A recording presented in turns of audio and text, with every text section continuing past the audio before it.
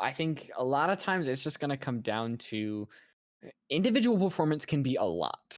Like it can really change how a game is played.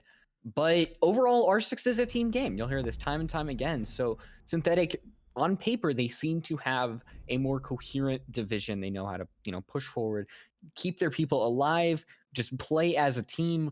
But then again, it's anybody's game. We never really know how these things are going to go down. We can prep over and over again, and already some really interesting things. That's actually Synthetic banning the Zofia, and that probably is a target ban.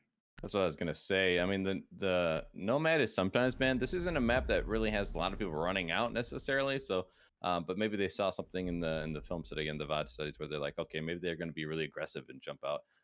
The Synthetic is an aggressive team overall. They have a lot of fraggers, so that's probably Windstorm trying to cover that base. But you mentioned before that's probably a target ban. Well, there is that one carry really for Windstorm, which is Slinky. And if I had to guess, I don't have the stats, but he's probably the one on that role of the Zofia. And so to shut them down, not give them the best op in their hands, is obviously going to help them out a lot. The other bans for defense, not so surprising. I mean, we've talked about Valkyrie being the #1 ban, and just that's continuing. But the Wamai on this map, it is going to allow you to take care of Pixel, especially the fact that with the Zofia ban, you don't have as many projectiles to try and push someone out of Pixel, for example. So to deny them the Wamai disc is really going to help with that push for the attackers. Yeah, and so that you're really gonna have that Jaeger is really gonna be your main player. And actually, Jaeger's gonna be out of here. He is gonna be gone and away. He recently had that nerf patched to live, so his gun now has less ammunition and more recoil. So to have round one, no Jaeger, especially, I mean, we're not on third floor. This is definitely not a site that absolutely needs a Jaeger, but Focal already going on to the Vigil, swapping off of the Jaeger, is definitely an interesting trend that we might see happen more and more often as we kind of see how these Jaeger nerfs will flesh out the kind of meta a little bit. You mentioned the change to Jaeger, but there's also a change to Thermite. He also has these smokes now. They took him away from Ace to give it to him instead. And I like that change. I think it's going to increase his pick rate, especially if you were going to go for those smoke plants. That was a little more common in the past, I think, but it's starting to resurge maybe a little bit, depending on what is on the board. And there's no Maestro. It's only Echo drones. So they can't see through smoke. So certainly a good play decision coming out from Synthetic on the attack. But that's the only hard breach they have, so he's going to have to stay alive if they want to get like the hatch open, for example. The other thing to keep in mind is the Aruni gates have been helping out, so without the ADS, those are going to be the things that will help deny some of these projectiles. But looking at these attackers, they do have 4 different grenades in their hands, and that's just the frag grenades. They also have the flash and the smoke I mentioned to help burn away those Aruni gates, so they're going to have to be very careful where these grenades are going to fly in from. Yeah, already we're able to see Mogan. I don't exactly know how to say that, but the Lion with the 417, so they're staying away from that typical kind of automatic rifle that Lion has, and instead opting for the damage and the magazine, especially the scope as well, that the DMRs now have. They have absolutely destructive capability, and Lion already, using one of those EE1D scanners, trying to catch out any defenders that are roaming out. Because really, if you're able to get a really good pick here, you can really start this round off well. And you see the C4 actually on the ceiling, trying to get a really, really sneaky trap C4. Yeah, the pre-play C4. I'm not sure if it'll net anything. They do seem to have some eyes above. The pings are coming out onto the line above, but they certainly have this roam game in hand. We see that Aruni, I believe, is up here. The Slinky here. The Mute. Oh my goodness, there's 4 of them here, so that's a lot. Especially going to get that opening kill on a Modelo, though, so that's going to already take care of one of the top performers for their team, and that's the Mute off the board. That's one of the C4s also off the board. Yeah, so getting rid of those C4s can be really, really helpful, especially because now they have no plant denial at all. They do have the Echo, which can stop it, but still, somebody has to follow up on that kill. Smoke doesn't deal damage like a smoke canister, so you're really gonna have to coordinate a lot. You're not gonna be able to directly deny that plant. You're gonna be able to only push them back just for a little bit, and in certain times that really might not be enough. As we reach the 60-second marker, oh, that's such a good drone. Information given out, and Synthetic already showing how strong they can be. And just, oh, that was such a good drone spot and such a good call out. Yeah, what a good flank drone. That's just the teamwork coming in play. We actually get to witness it. A lot of that time, we don't actually get to see what those drones are play, so it's nice to get to see it in action here.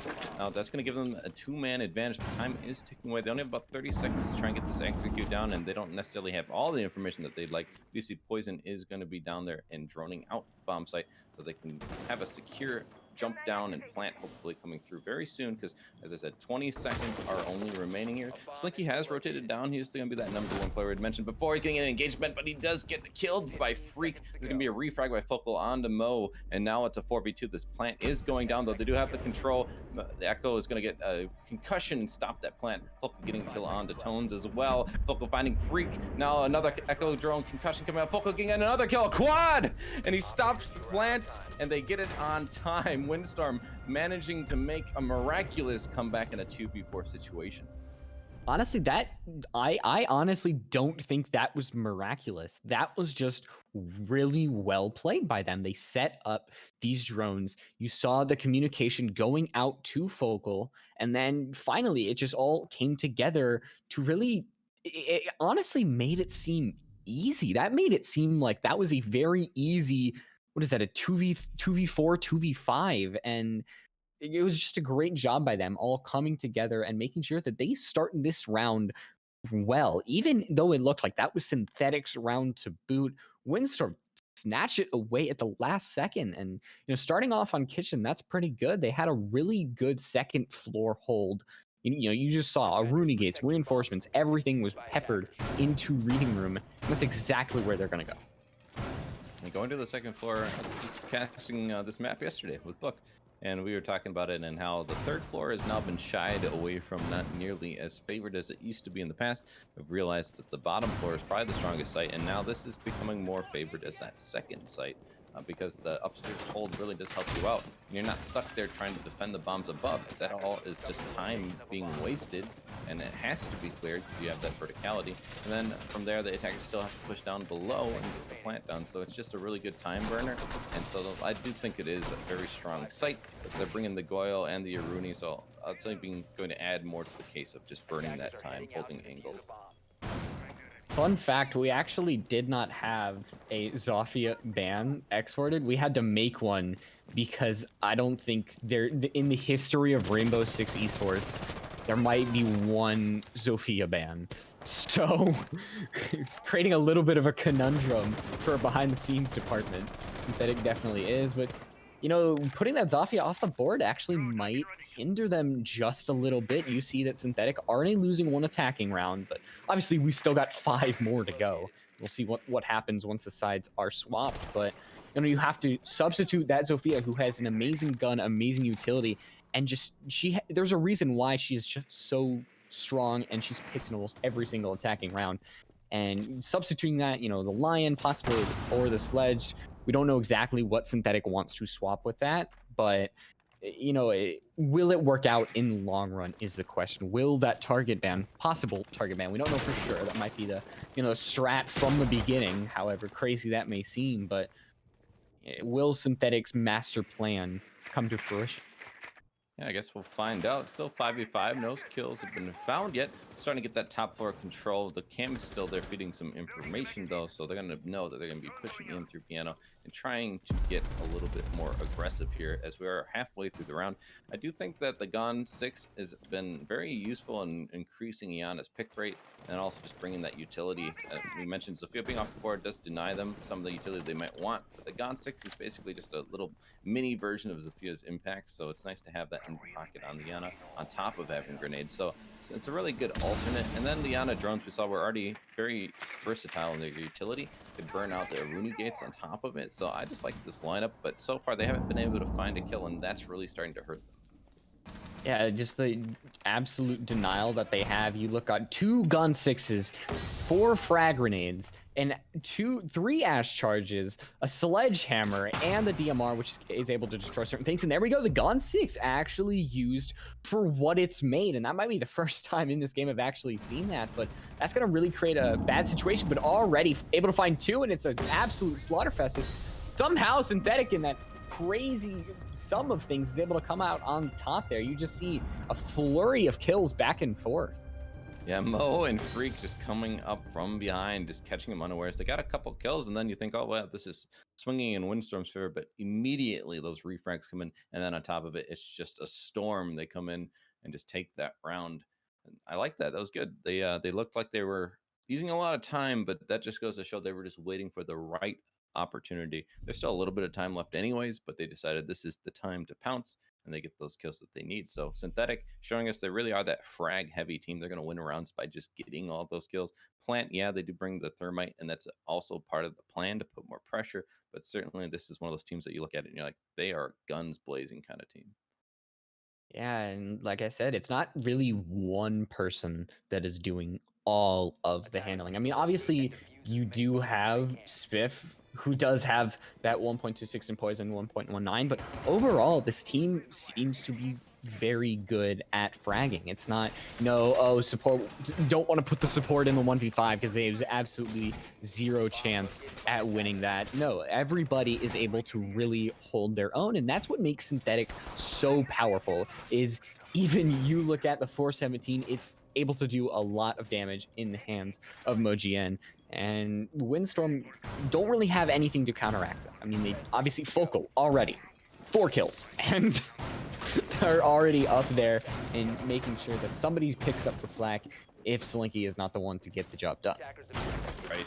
We were highlighting Slinky and Modelo, but so far it has been Focal has come out on top. But I mean, it's only been 2 rounds, so plenty of time for them to start get the engines revving. Looking at the lineup, it's going to be very similar on both sides, honestly. So it's interesting to see that this is just a mainstay that both these teams feel very comfortable with, but they both won around each, so it kind of makes sense. I do like the fact that they're using this Aruni in place of the Wamai, basically. They're just going to have the shield further back, not actually in Pixel. We saw them put an Aruni gate on that doorway, and that's just going to add more protection for the shield. And then you put an ADS with it, so they're just trying to be very clever. They're the ones who banned the Wamai, so it makes sense that they have some strats like that to try and work around missing that gadgetry. And I saw this earlier that because Wamai actually got banned, and you know we saw the Valkyrie always get banned, Mira actually got through, and this is one of the sites where she is an extremely strong operator.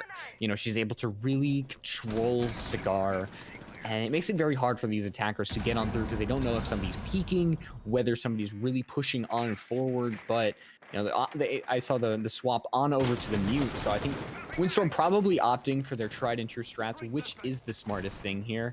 They are gonna opt to get rid of that shield, and there we go. It is gone, and gone is that defender holding Pixel. So right now it's Synthetic. They have control of Cigar. They're making sure nobody comes back to peek. But right now, minute 30, they're looking pretty good as they've got rid of that roamer hanging out into Cigar, and now all the time in the world to get rid of how they want these Rune Gates and how they want to plant. Interesting that they would use the Ash Charge there. They have the Yana, as I mentioned. They could just had her send her drone and, you know, take care of that gate. But, you know, if you're already there, maybe it's just a time thing. They are running out of time a little bit here. Down to close to a minute left. They're going to get Tones, though, downed. And he's outside of the building. So I'm not sure where the engagement came out, where he was down from. But that's going to take more time just to pick them up and more time wasted. The second shield has been taken care of as well next to Miro here in the washrooms area. But the Runegate has been activated again. So that's going to burn even more time. The Lion going to come out, try and stop these defenders from being able to move, but unfortunately it's very short in duration. So 40 seconds remaining. This attacker is not quite sure where they're going to push from yet. Now look at this. Attackers know exactly where Miro is simply because that Surya goes off when defenders are near. And if you have the game intelligence that we just saw Spiffy have, then that was the freest kill of their life. And Slinky all around there being a little bit more cautious. They're not pushing on forward to get it. And now it's just them and Evil Clouds. They go down to about 20 HP as Evil Clouds finds one left. 14 seconds left. Diffuser is actually down inside of Cocktail. So it seems that Synthetic, they're really going to have to go off of frags. Evil Clouds, they're going to suddenly have to swap now as Diffuser is going down. And it seems with 2 seconds left, Emojian is going to be able to slap it down. 45 seconds left. Both members of Synthetic on very low health. And there we go. Slinky puts it down to 1. And there we go. They're going to be able to down Slinky, and the frag grenade thrown out just for good measure. And the window's actually going to bounce it. Oh no, you don't want to have that happen. But Evil Clouds, they're going to hop on forward. And Diffuser, just at the last second, sadly, the head wasn't able to be peaked in Windstorm. Keeping it up here, keeping it all the way equal on Cafe.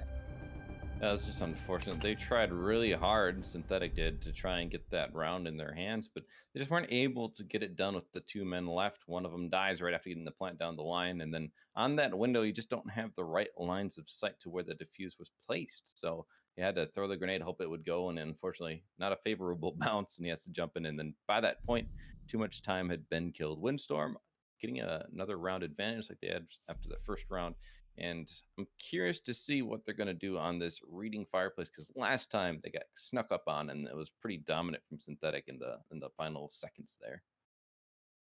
Yeah, so reading room fireplace. I think if Windstorm will be able to capture this, and that's a big if, simply because last time we went here, that really was Synthetic's round, and they'll be looking really pretty, especially because they've been able to, I don't know, if shut down the fragging, but definitely not keep it as impactful. You look, is really Freak that has the power right now. He's 6 kills, and that is just something that only is really matched by Focal. So they're kind of not going one for one, but they're really keeping up in terms of fragging. So Windstorm, they're not playing this game how Synthetic wants them to. They're not caving to these peaks. They're not caving to these aggressive plays. They're keeping back and making sure that their strats work for them. And so far it has. Yeah, it has worked pretty well. I mean, you're up 2-1. This is kind of the split you'd expect on defense, and especially after getting 7-0 on this map previously. Of course, you're going to feel a lot better being in this position early on in the game. But, time will tell. This is the bomb site, as I mentioned before. They had lost, and pretty commandingly. It looked like it might have been in their favor at the very beginning, but they just got swamped in the last seconds, right when the wind came in through just sheer kills falling in favor in a giant flood of blue. But I'm not sure if they can rely on that on the attack, though. That was a pounce, a surprise attack, and they're probably going to be ready for it this time. You mentioned Freak. He did jump in on Heaven last time. He got a double kill, and he's just continuously been doing that, getting those multi-kill rounds. So he's certainly going to be the player to watch for this attack as they continue on here in this game. Yeah, putting that 416C, and it's got a little bit more kick to it, but Focal, you saw that jump that 416 did not previously have. Able to do a little bit of damage to Mo, but in return, they're going to take a lot more, and that's going to make them a lot more hesitant to how they want to peak this. So still, third floor in Windstorm's control, but the question is for how long. You see these Surrey gates all around, just blocking access where Synthetic wants to go, keeping them away just for a little bit. And Windstorm, if they can really keep them away for about 40 more seconds, and these roamers really have done their job. But Tones, they're pushing up. Just, ooh, that bar is just hiding exactly where the Jaegers want to be, but Focal find one. But Slinky with the C4, finding one of their own, and it's a 3v4 as Modelo gets one with the SMG-11. Yeah, what a nice shot, the SMG-11. It's not the easiest gun to use. Players are starting to get a lot better with it. We're seeing a lot of shots come at greater distances than we had seen previously in the past. They're gonna get this. They're gonna get in and get the top floor control here, but they're still in the man disadvantage after that kill did come out, and then they retreated, so they weren't able to get the refrags that they wanted on an attack. And now, are they gonna be able to get the win here? Last time they relied on the man count coming from behind. Here, they're not gonna be able to rely on that strategy again, as like mentioned, they're down a man, and on top of it, time is ticking away. They just got top floor control. At least the Sledge is alive, so he's gonna help get some of that vertical pressure. But unfortunately, it's not finding anything for them just yet. Yeah, vertical play, it sometimes is helpful, but sometimes you're just really not able to get anything from it. And that's just sometimes how the game is played. As Spiffy's actually, the vertical holes are going to be their hubris there as we are reaching that 30-second margin. Flash is thrown in. Want to make sure that, no, it actually not flashes anymore. Excuse me, Thermite's got those smoke canisters. We're already see just how useful those can be. So right now, ooh, that flank, you look Poison exactly poised on that position, knowing exactly where Slinky was. And Slinky and Focal, both the fraggers are gone. Diffuser is going down, and the SMG-11 kill. Ooh, just missing the head as we're reaching the crux. And Windstorm, they are looking strong and poised to take Synthetic's first map of the season.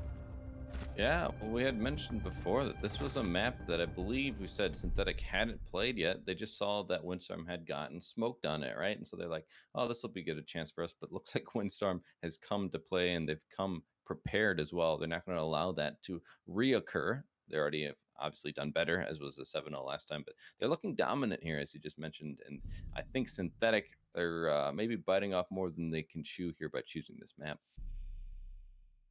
Yeah, if they lose this map, that's not going to bode well for them because it might do a little bit to your mental, but then you go on to Windstorm's map.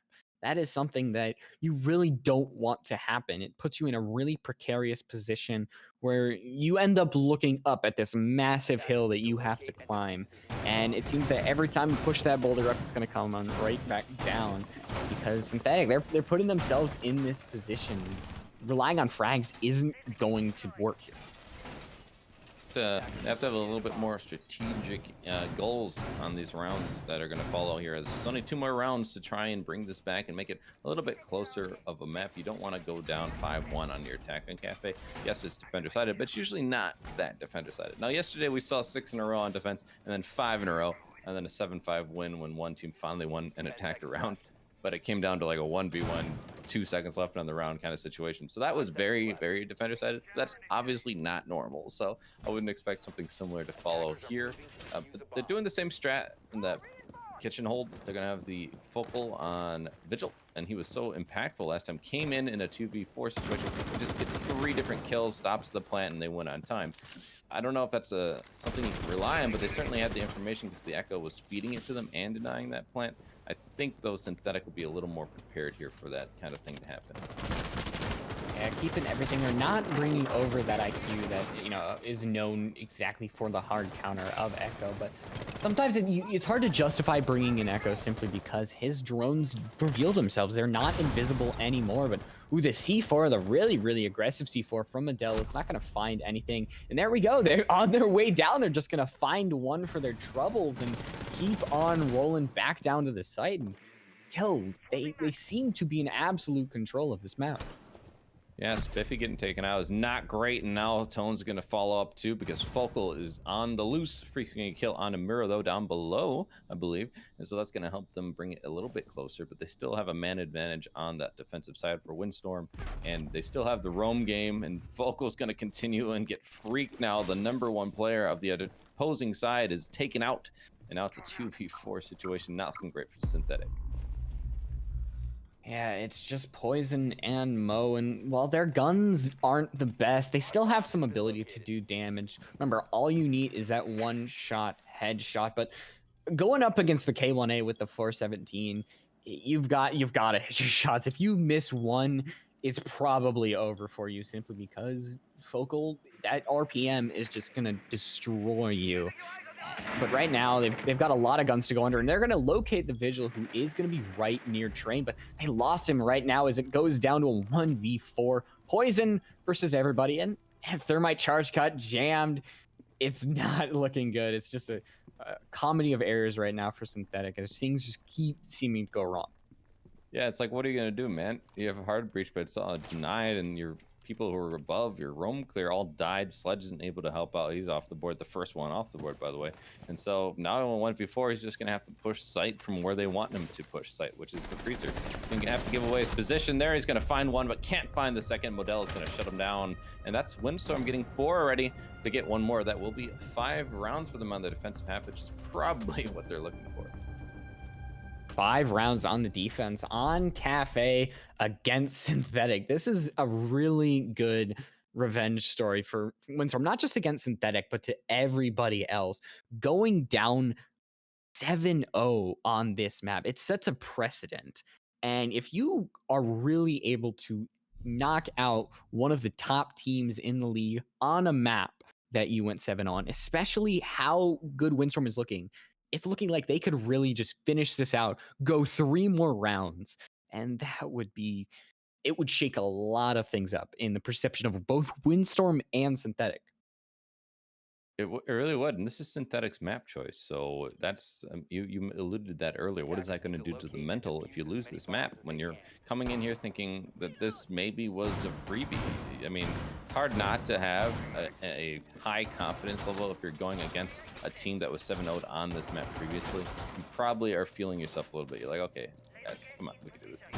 They're not giving enough credit. They're not taking Windstorm seriously enough if that's what they were thinking. I'm not saying it wasn't necessarily, but anyone who's thinking that, I mean, myself included, thinking that, well, this is a weak map for them. Well, they're showing us that they really can learn, and throughout the season, they're going to learn from those mistakes. You're not going to get a 7-0 on them again. especially not on the same map. And in fact, they're looking pretty strong here. So I'm curious to see, can they get that 5-round count on defense? That would be just such a solid showing from them. But Synthetic, what can they do as well? This is the last round to make adjustments, because after this, it's basically back to zero, as you're going to be switching sides. Nothing really to work off of from there. Waiting for the engagements to happen. Is Synthetic, they're really keeping with that core five, you know, that Yana, Lion, Ash, Sledge, and Thermite. They haven't chosen to do anything, but actually Mo not going for the 417. They're actually finally swapping over to Lion's automatic rifle. So I think they finally realized that it's not worth it, the destruction. You know, the ability to break hatches simply with that, but actually Freak gonna see the head of that roamer, but sadly not going to be able to fire just in time. As there we go, Tones with the aggressive drop, finding Modelo, I believe. I don't even actually know where that was.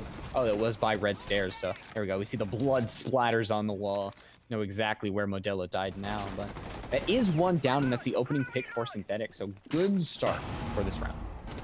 A really good start, and I like the cohesion from the team, right? They're like, hey, you need to watch that window. I just saw someone red, and they do. Foco's going to be watching Cigar and get a kill on the Freak, though, in the meantime, bringing back to an even round count. So Freak, who's been so impactful in those previous rounds so far, has just not had really much of an impact these last 2 rounds now, and that's going to be unfortunate for them. And that's also the Ash off the board, so a lot of utility also down the drain. But luckily, you mentioned before, 2 gone, 6s here. Tone's going to kill onto Slinky as well, so trying to bring back that man advantage they had. They're trying to get this round so they can get that classic 2-4 split.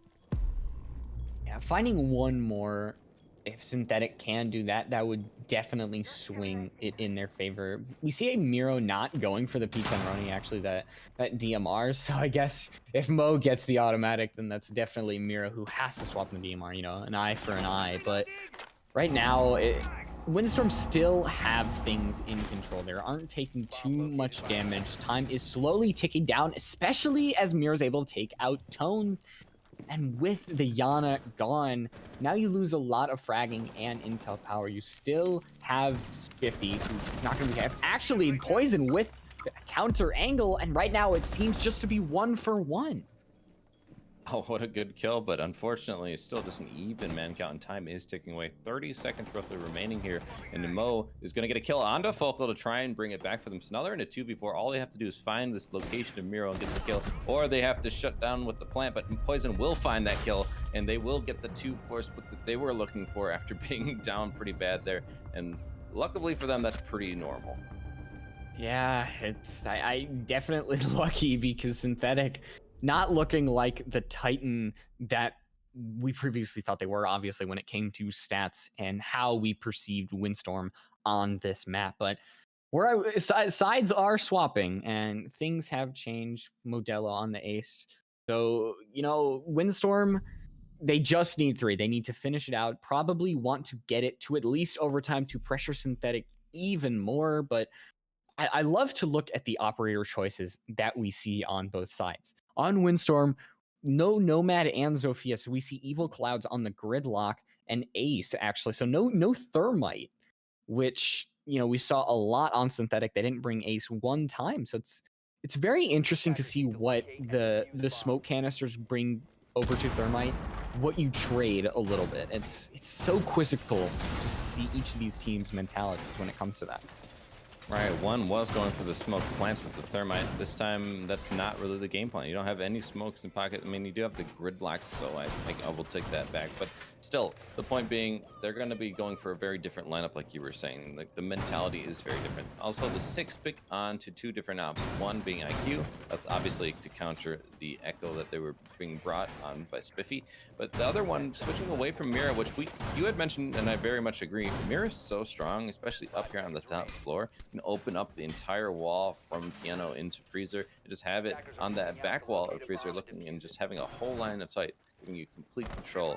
But they didn't go with that. They switched over to the Clash, and Clash can sometimes be good, but oftentimes I just don't see her being worth the trade-off. Yeah, and right now, yeah, we see that defense side still the Echo, even though I believe this is a 3rd floor take. So it's very interesting that we see there's so many interesting things happening. I gotta find something else to say, but Spiffy with the echo on that third floor. When Kitchen was really the site, that echo just seemed to get all this play on. Well, people think that echo kind of became, I don't know if useless is the right word, since his invisibility just kind of made him super strong, but it actually changes the mentality of a lot of echoes and areas that people don't look up. This is true in real life and R6. That people just tend not to look up. And really, a lot of Echo players can take advantage of that with cheeky spots and sometimes just right out in the open. And we love to see these crazy yokai drone placements. Yeah, I agree. The other thing that it does is, man, you have to be creative with it, right? Like you can't usually just leave it in one spot unless it is in a really cheeky position, as you were mentioning. But the other thing you can do is hide it underneath things, bring it out later in the round when you really need them. So yeah, just have to be very careful with them. And I think before it was just complacency, right? Just taking it for granted. Oh, it's invisible. They won't know where it is. I can just leave it there the whole time, and then end the dying seconds I can use it. Now, not really able to do that. The sound is still the same, so you can always go by the sound cues, but even that's not super reliable. Now that it's visible, they can very easily see them and shoot them. So you have to be very careful where you're placing them, what positions you're going to be hiding them in. Local taking some damage, not sure where he's at, but they do get a down onto Spiffy. So if they can get the finish onto that kill, that would be the echoes not being usable, but he does get helped up. Spiffy will be finished by a grenade, and Slinky gonna jump in and having get a kill. Evil Clouds onto Poison, so now it's a 2v5, 1v5 as Foco gets a kill on the Mo, and Tones all on his lonesome after a plant is down in a 1v5. This is looking insurmountable. I feel like you could literally see the moment that Windstorm was just like, initiate plan. And just the execution happened like that. And just already we just saw a flurry of kills happening. The Windstorm, even though the sides have swapped, they are still in control and they look coordinated too. We talked about the coordination when it came to, I mean, the visual stats, the coordination just didn't seem to be there when it came to comparing them to synthetic. But right now, they look like the ones that are coordinated for sure. These attacks seem to happen exactly at once. They all seem to be in sync. And going over to Kitchen, if synthetic drops this round, it's going to look really, really dicey. Well, another op we haven't really mentioned who was let through. We mentioned Miro's let through. Thatcher, almost always banned. He's let through, and we're actually going to see him in play for the first time. Evil Cloud switching over to that, and that's going to actually help him a lot. They did switch off to the Cade, so it's not really going to be necessarily helping them with the hard breach, but they will get rid of some of those ADSs, or at least temporarily disable them, and temporarily disable the Mozzie Pest. So they're going to be able to get more drone work in. They can throw in some grenades, projectiles in general without them being denied, depending on how well they can work in tandem with each other. But of course, that's what you expect at this tier. So that's going to really help them with their execute. But I would like to point out as well, the Clash is still being brought, and last time didn't really seem to do that much for them. Yeah, to be fair to Poison, there weren't exactly many times that you could have that coordinated. All right, here's a player, kill him. Like just execute order 66, something of that margin. So I think that I don't know if that'll honestly change with Kitchen because you won't see many players really execute straight onto the site. We already see Poison already in Baker. I think they're just trying to, find an early pick possibly as, ooh, the Thatcher grenade. They're going to get rid of possibly, I don't know if the reach is that far, as we do see all three ADS is gone, and Windstorm. I can feel the expanding of my brain as I'm watching this right now, disabling the ADSs in right next to each other. So combined with focal IQ, they're able to locate those ADS charges, destroy them, and just frag grenade. It's such a great play from Windstorm, and that is honestly why they are winning this match. Well, this is one of those classic, don't put your eggs in the same basket, don't put all your eggs in the same basket. Freak will get a kill on the Slinky in the meantime, so that's actually a pretty impactful one. The bigger killers on that side is taken out. But I was going to say, that's why you don't put all the ADSs on the wall there. You want one behind the cafe, excuse me, the bakery thing. I don't even know what they call it, bar.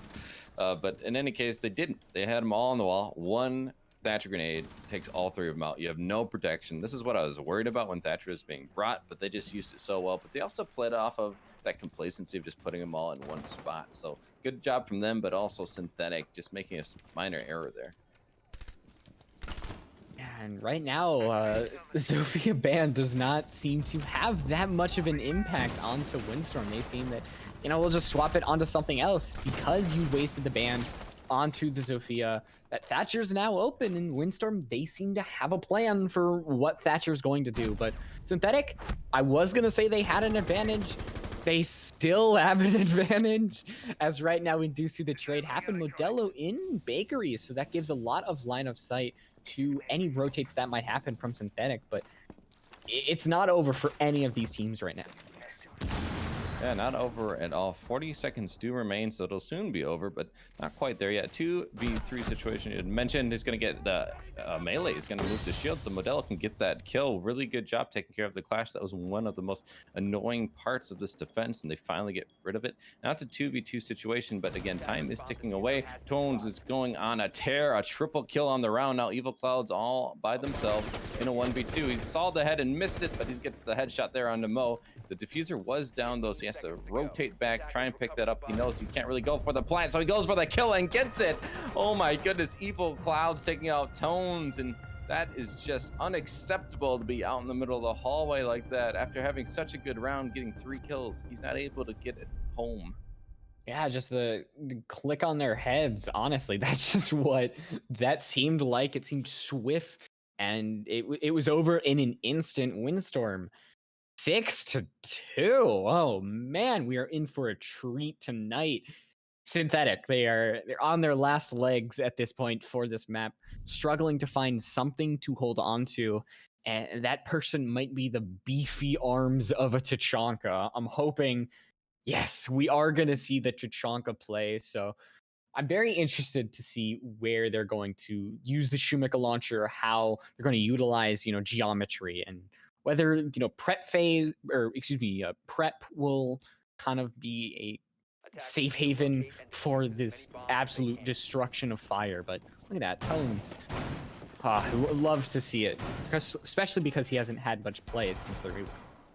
Yeah, it's interesting you point that out because I actually saw him just getting played yesterday. When I agree, we just don't see him that often, so it's really interesting. He had a huge impact, though. I'm not remembering the player on the team of title, but they were playing T'Chaka as well, and they had gotten a kill onto the planter, and they had just denied the plant. They had really good defenses down below, primarily because that T'Chaka allowed them to make rotates.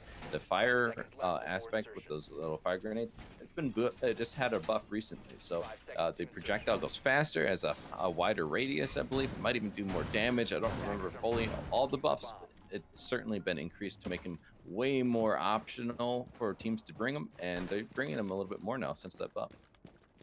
Yeah, and not only are they bringing this to Chunka, they're also bringing the smoke. So they've got, and the echo and the clash. So they've got a ton of intel combined with plant denial. And it looks like the site is going to be a really hard place for Windstorm to attack. And these frag grenades have been really, really good from Miro. They've used, disabling everything and the bouncing of shots. We're going to find another one. They're going to find another. Wow. I don't know what Synthetic is doing at this point. It just seems that the caliber is not the same. Well, Miro's going to get a kill on the Tone, so that'll finish the down man, but Mo has the shotgun in hand. He gets one, can't find the second. Focal shuts him down, and now it's a 4v2. This is for the map, too, because Biffy's going to get an engagement, try and take out the Ash. He does down and poison. In the meantime, did get Modelo as well, so now it's a 2v2, very much more doable for Synthetic. 2 minutes remaining, all this engagement coming out so early in the round, but Poison not going to let this continue on. He gets another kill onto Evil Clouds. He wants to make sure that this is not the end of the map. They want to go to the next round at the very least. And 2v1, they were in this situation last time. They let it fall apart. They have to hold on a little bit stronger this time. Yep, Focal getting very, very close to finding somebody who's just, I believe, hiding inside of Freezer. But the clash makes this so hard, and already information given away. And the round just might as well be over for Focal, because the chance of both killing the Jaeger and the Clash here, especially with the intel that Clash gives, it seems near impossible. Focal just, health getting slowly and slowly chipped away. As there we go. The Jaeger is gonna pop up. Actually gonna deal a lot of damage, but there we go. Synthetic finally getting around after what seems forever. Yeah, it's been a while. They've lost a few in a row here. Now, I do want to credit the Clash play there. They actually had a huge impact, but at the same time, most of it came from their gun. They got a lot of kills. Poison, I think, got a triple on that round with the little, I think my friend called it the mini F2 in the pocket, that backup SMG. It's a really good gun. It's not really that hard to control the recoil. And it's funny now seeing the smaller magazine gun like that get the kills versus the Jaeger, all because Jaeger's recoil has been increased. It just I saw struggles on Jaeger yesterday. We're continuing to see it now. I think that recoil really is quite impactful on how many frags Jaeger is going to be giving in comparison to previous seasons. Yeah, but I think the struggle here is now Synthetic. They go over to second floor, and that's not the greatest place for the defense because you have to defend third floor and second floor. So you have to be aware of the vertical position simply because there's so many lines of sight in reading that can be opened up by the attacking. You look, Miro's got that sledgehammer. They have 6 breaching charges. And so there's so much destruction that their Windstorm can bring. And so Synthetic have to be very aware of that. They have to play the site very carefully because once again, this is the map. So every single decision that's made could be the match or the game-ending decision, I guess. I agree. They're on their back foot, right? There's no way of dancing around that. They've let it go. They're down 6-2 at one point. Now they're at 6-3, so they're bringing it back slightly, but many more rounds still need to be found for them to get to the overtime point for this map, and it's still 3 rounds away. That's a lot of rounds, and they just won downstairs after losing it the first time. So that doesn't show a lot of confidence in how secure they're going to be on this defense. Now, we haven't seen this defense for them yet. Hopefully it's a little more successful though than that kitchen hold.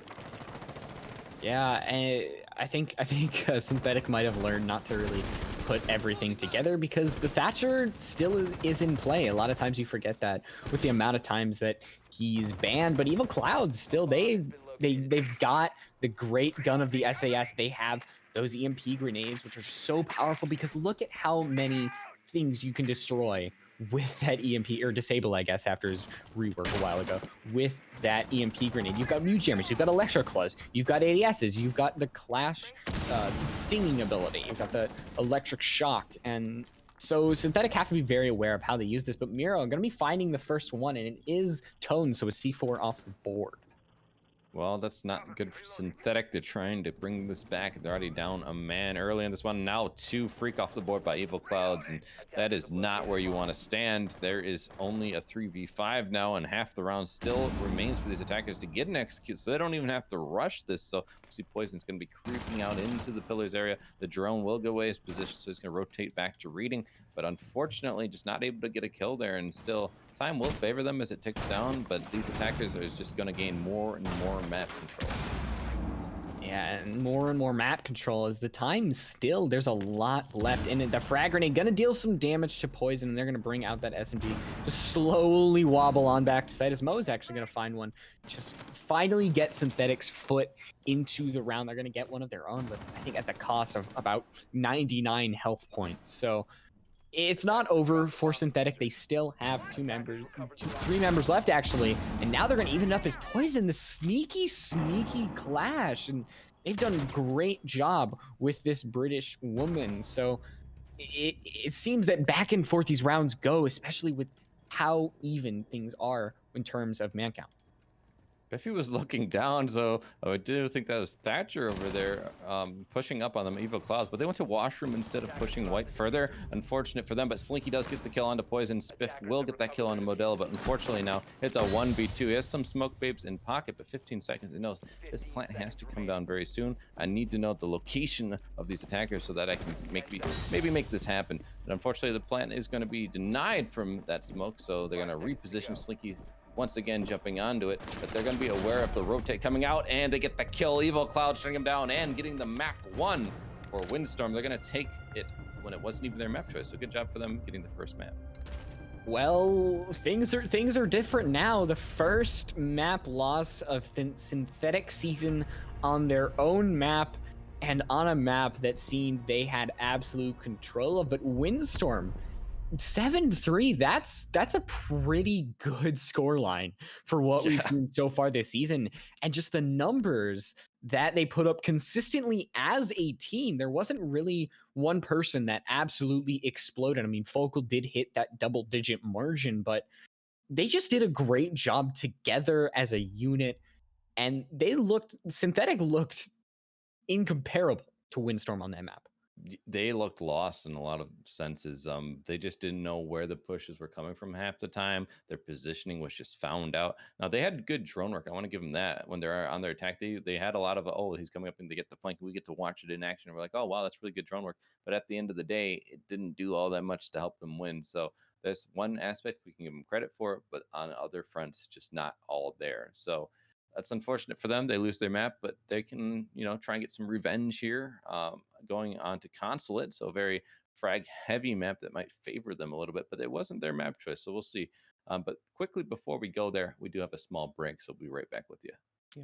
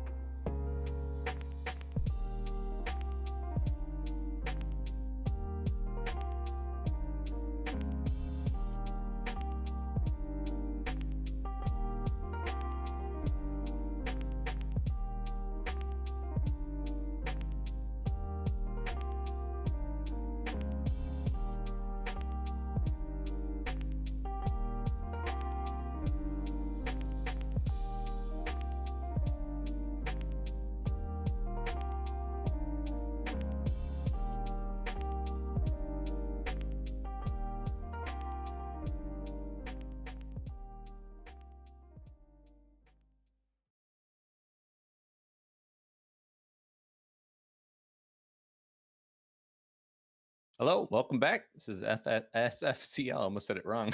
Solar Flare Competitive League. I'm Whale Kill, joined with Light Rose here. We just watched, I think, something that was unexpected for a lot of people, at least for me, it was. Not necessarily that Synthetic wouldn't win, but just the domination shown by Windstorm, a 7-3 win on a map that they had been 7-0 previously. Just goes to show the testimony to their resilience and their recovery. But we have another map coming up. You want to talk about it a little bit? Yeah, and it is consulate, and be careful with your channel points. They are non-refundable, so gotta be very, very picky with this map because synthetic, it's not over. Obviously, although they lost their own map pick, consulate can definitely go their way. They have played on this map, and they did win because once again, that was synthetic's first map loss of the season.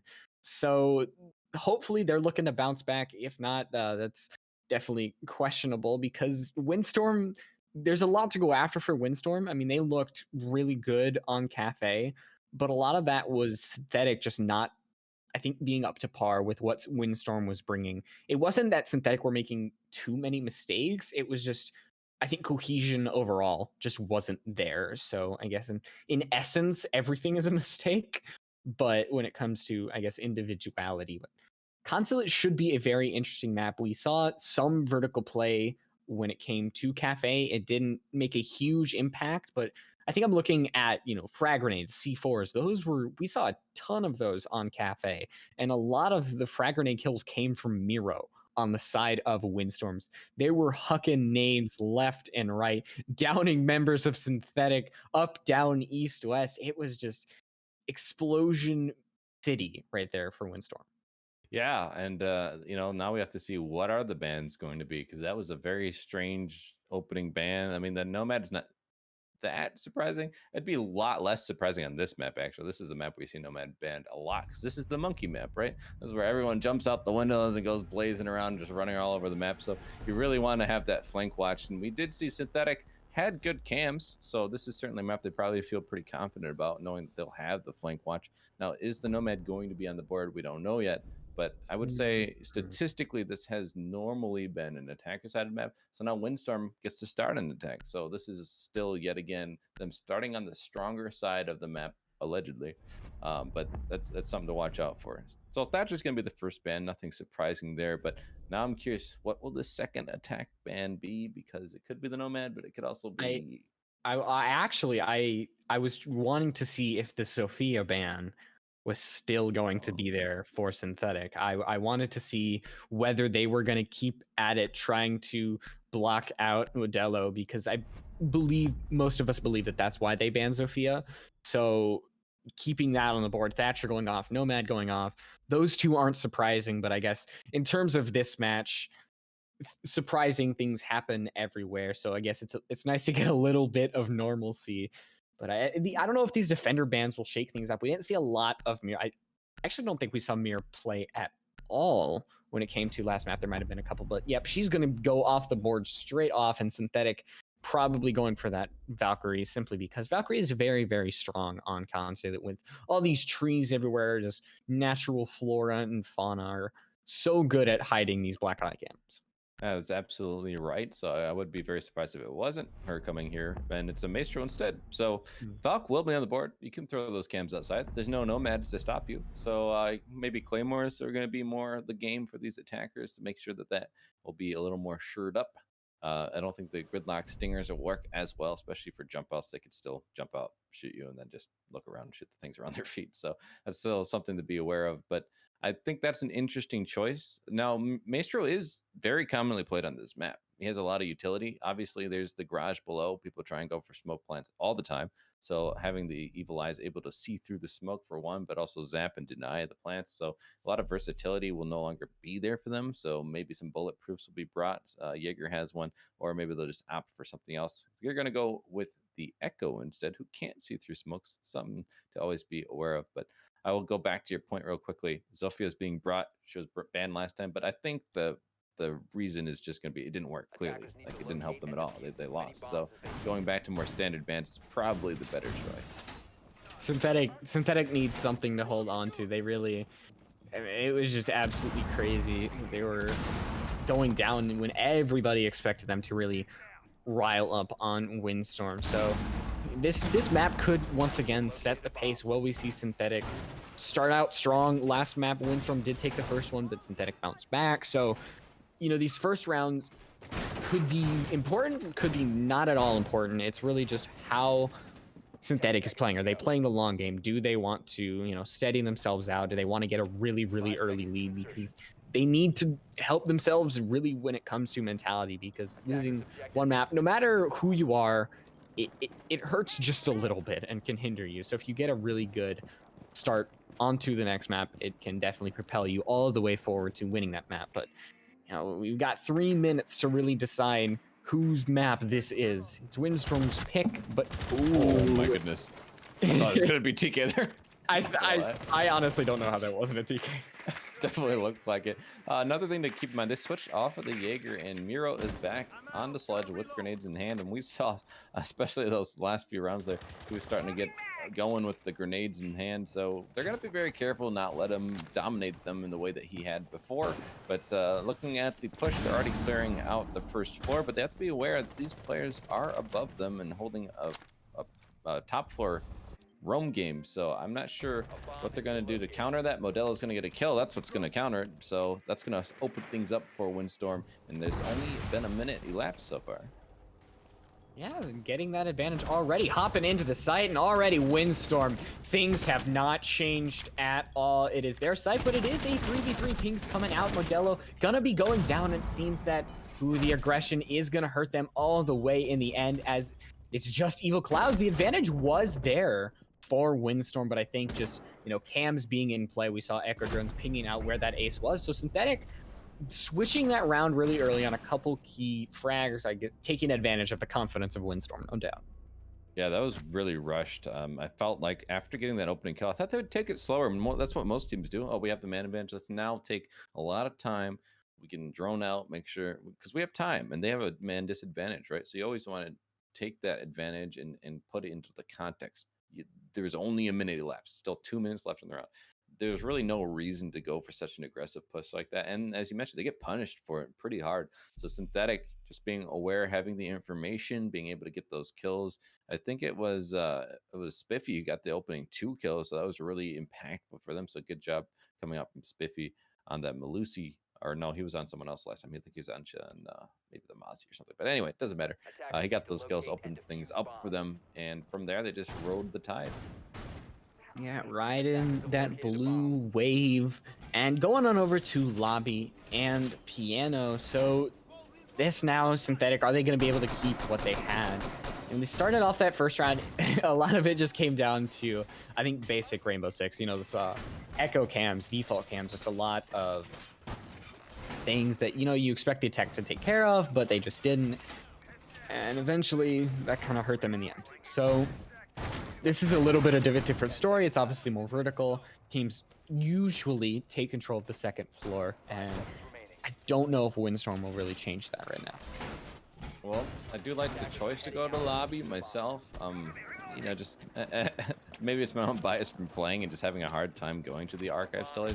But I've seen many teams have failed to hold it as well. It's really hard if you don't have the right ops, right? You need the pulls and maybe a lot of C4s just to try and throw up and deny the plant from above, and you want some cams, so you never know if you will have the right positioning and the right man count when it comes down to the execute. So that's always more of a questionable site. I think this is more of a tried and true site. We've seen teams have a lot of success here, and you mentioned the upstairs hold.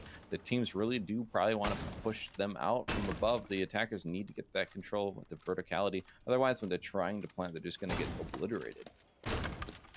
Yeah, we do see that smoke in play along with 3 C4s, so a lot of plant denial is available. And just with the holes that Mo is making, if they try to go for that lobby take, they really are just going to be shredded. So Windstorm already going one down, that's Miro, and their frag grenades, they haven't had that ability to really show off that speciality when it came to that, as they've gone off the board. They're relegated to the bench as we hit about a minute 50, and that wall's going to be opened up. It's going to create a line of sight directly into bathroom, and that's going to change a lot of things, as right now your defense is a little bit more scared. It's unfortunate that the player above didn't have a hole. I think it was Spiffy was in CEO, but they couldn't get any lines of sight to shoot that off of the wall, and that's just unfortunate. Really could have helped his teammate out there, had a more secure position, but they still have the man advantage, and half the round has elapsed, and so far no one's really attempted to push in and clear them out from above. I do think that maybe there's a push coming from yellow right now, just going by these outlines, but so far it's still going to take more time to get on those repels, start pushing in, and it's just more time that's going to have to be burned just to get this clear. And I don't know if they're going to have much time for execute. Slinky, though, getting a kill on the Freak is going to even up that man count. That's going to help them out in their struggles here on this round. Yeah, and Poison as well getting one for themselves. So it seems that Synthetic on this defensive side on console looking a little better. And as it's just Slinky, Evil Clouds, Modelo, those three have really had a good map last time. They were able to find what they needed. But then again, that was really the entire team. Is right now it's just a crossfire, great crossfire, as it's a 2v2 Modelo finding two, and Evil Clouds going down as well. So it's just Mo and Tones, 30 seconds left. Diffuser in the hands of Modelo, but they've got a long ways to go. They don't have any smoke canisters. They don't just have one Selma, and vertical play is still in play, of course. I was gonna push in and get destroyed by Tome, so that's the end of that story. And well, Synthetic look a lot better here on their defenses. They have 2 in a row now, and that's kind of weird on a consulate game. You wouldn't expect that to be the opening, but maybe it's just gonna take a little bit of a warm up for Windstorm. And now we're getting past the point where warm-ups should be done. You should start to really win your ones. Windstorm, this is the time to wake up because you don't want to go down really bad on your split, of course, as we all saw in the last time. But Archives Tellers might be your round for sure. This is one that defenses might have a hard time when, they lose focus, aren't able to use their pulse correctly, aren't able to use their C4s in the manner that they really want to. So if this is a round to take, it's definitely Windstorms. Yeah, I mean, they need it. The full rotation could come out. Now, they're going to go to that third site, which I had mentioned before, the Archives Tellers bomb sites. So the ones that are on 2 different floors, which is interesting. You don't see that too often in Siege, but this is one of the few ones that you will see. And you have to hold upstairs now for as long as possible. Try and make sure that they clear it out. Then, as I mentioned, Pulse is usually brought, and indeed he will be here, and in tandem with the Valkyrie. So the cams will help get the information and the mute. So that's 3 different C4s. Also to note, some teams like to do this a lot. They bring the Oryx, right? He can jump up through the hatches, give you that flank ability that, they might not watch out for certain angles because they think there's no way they can come from there. Well, now there's maybe a hatch that they could come up through. So you have to be even more vigilant about where those players can come from. Yeah, and Oryx, you don't really see his ability to jump hatches used all too much. I mean, Oryx doesn't really get much play when it comes to, this level, but still, that's probably the only thing that keeps him from being relegated to absolute obscurity. So if Spiffy can find a really interesting, creative way to attack and defend, excuse me, but then you could create some very open plays, and Synthetic just keep on going on and on and on. And it's only Mo Insight you see Freak on that top floor. As Tones once again, Synthetic getting that opening kill, and that seems to be the thing that keeps them from really falling too far behind. Yeah, it's vocal. He was huge in the early rounds of the last map, and then now he's just getting shut down early on in this one. So a little bit of a 180 for his performance. Unfortunate for them, but I'm sure Synthetic's pretty happy about it. They're going to start riding that wave, as the phrase was said earlier. Miro going to pull out one of those grenades he had success with last time. Does a lot of damage, but not enough to take out Poison. But Slinky will get enough to take out Tones with a nice headshot. That's going to put them into the even man count. Looks like they're going for a very strong push into the Archives floor here. Yeah, that bottom floor, sometimes it is good because you don't have to worry above, but teams don't really expect you to. But then once again, once that plant goes down, you kind of see the walls start to close on in. And right now you see the re-engagement is Miro, there we go, finally finding something. And it seems that Windstorm have found their footing despite losing the opening pick. It's just Spiffy and Poison left. So they got a lot of time on their backs. So should be Windstorm's round, barring some crazy things. Yeah, and this is what I was talking about. You just never know, and those moments with execute might come through exactly where these players will be playing, and one's right next to Modelo getting that kill. And now it's all up to Spiffy, who's the Oryx. Doesn't even have a C4 to help deny this. He's got a nice swing onto Modelo, gets the headshot, but unfortunately, still 3 more to find, and the plant did go down. He's going to have eyes onto a player to his right. He just did not see it, apparently, unfortunately, but the player swings and gets his head blown off. That's Evil Clouds. Now he's in a 1v2. Still a post-plant situation, but he swings without aiming, and Miro is going to get an easy kill onto them. Finish up that round. Windstorm wins their first one, and it's a 2-1 split so far. Just not losing control. I think that's the biggest thing in these rounds and in the story of the match overall, that you don't want things to lose control, because then you make sloppy mistakes just to try to make up for what you lacked earlier. So Windstorm not not lagging too far behind, but I expect this basement site to be a little different, because last time it was just let's throw everybody in sight and then see what sticks. And that obviously they did not have any adhesive solution. So I like to switch over to the Valk. I think they did bring her last time, just didn't unfortunately work out well. But they didn't bring her the first time they went to this bomb site, and I just think if she's available, she's almost always a good pick. There's really no way of saying she's not a good pick. She can get you that information. Now, there is the IQ being brought a lot of the time, but looking at the lineup, they're not bringing in an IQ this time. So this is the perfect opportunity to pounce onto that op, so they can't find where those cameras will be placed.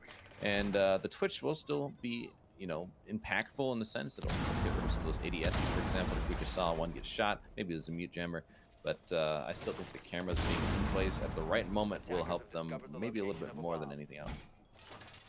yeah, finally taking advantage of her being able to make it through the ban phase. But bringing those impacts is something that I've seen a little bit. Having those impacts, you're able to create rotates, but then you lose something that I think Valkyrie is absolutely known for. The C4 combined with the cameras. That's just like the full Valkyrie package. So Poison obviously opting for those impacts is interesting at best. But right now, Evil Cloud's trying to get a sneaky play with the Twitch. They're going to be able to find one, and there we go. Wall is opened on up. Great play by Evil Clouds. Yeah, and just a misplay from the defenders. It's really confusing to me. You just saw a mute jammer get shot in the drone hole earlier, or maybe they just completely missed it, but someone should pretty much always be watching for that. And then that's just not doing your due diligence watching out for that. So fortunately, that wall get opened up for these attackers. And well, Synthetic's going to have to be aware of that early on in the round. Now it's going to be a pressure point that they cannot ignore. And that's going to allow a lot of flexibility coming out from Windstorm. Yeah, now it's crazy that they had the Mozzie and the Mute. Yet that drone was just two drones actually were able to sneak on by, get the Electro Claws, and just create a massive hole in Synthetic's defense. Now, the wall is opened up. That does not mean that the round is over. You still have to get in, plant, and you just see all these Synthetic members in the site waiting for Windstorm to really finally take the bait and go on in. So Windstorm still have a lot to go through before this round is over. They have to take out one person, the smoke grenades that we do see from the Twitch. So we'll see what Windstorm tries to do in terms of entering the site. Well, Freak's gonna get the opening kill onto Slinky, and that's the Ash off the board. Keep in mind, Sledges also already used both of their grenades. Modelo, though, gonna get a kill on the Tones, bring it back to that even man count. So things are staying close. Freak's gonna get another kill and another one. That's Focal and Modelo in quick succession. Now he's a 3K on the round. Going to try and go for a prone player back into the cafe area, but not able to land the shots. Miro, though, on yellow, is going to be applying the pressure here as a teammate working with them, but they know his position. He's going to get some damage done. Evil Cloud's taking out Freak, who's on a tear, so he's going to shut that down, but it's still a 2v3 for these players, and unfortunately, they're still not having the best positioning here. Not a lot of control. Yeah, you can already see from the crosshair that Evil Clouds is just very paranoid that someone's just going to come from anywhere. And that seems relevant for Synthetic. You seen that Valkyrie is behind White Van. I believe Spiffy is to the left. Mo waiting for somebody just to enter. All red default just getting destroyed. And I think that's a little bit, even if the Valkyrie was gone, not destroying that default is just a little bit of carelessness. But Evil Clouds, they're inside, they're going to be fine one, but it's really going to be for nothing. A Synthetic, now they have seemed to have found their stride. Yeah, the constellation kill, as you mentioned, not worth a lot. But very strong showing there, holding out the angles. Yeah, we gave up the wall, but we can recover from an error early in a round. Doesn't matter. We expect the wall a lot of the time to get opened up anyway. I think players have mentioned that, but it's all about when it opens. Having it opened that early in the round is a little bit of a deficit for you, but it's certainly not insurmountable. We see teams get the walls opened up all the time, but they still can't win the round. And that just goes to show that at the end of the day, still an FPS. You got to win those gunfights, and they just weren't able to do so, especially without the vertical pressure. They just weren't able to apply as much as they wanted. And fortunately, that's going to spell doom on that specific bomb site. So that's another one for Synthetic. They have three already. So even if things don't go their favor, they still have a 3-3 split, which on console, it's pretty good. But they're going to switch away from a Jaeger onto a Mai. Do you have any insight onto why they would do that? Possibly just the mobility. I could think of the magnets that you really get. You know, you're able to really throw them all around. You do get them over the round. Eventually, amount to what Jaeger got pre-rework. So you still get a lot of utility denial with Wamai. You do have two impacts. You've got the MP5K, which we are seeing Freak use. It does have access to that 1.5 scope. So Wamai is overall a good operator overall, especially because utility now is such a big play, and especially what we've seen from Miro, who hasn't found exactly what they had last map with the frag grenades. But the night is still young. We've still got a lot of rounds left to play in this split, those 2 rounds. So things can change, and the Wamai is possibly a part of that change, of course.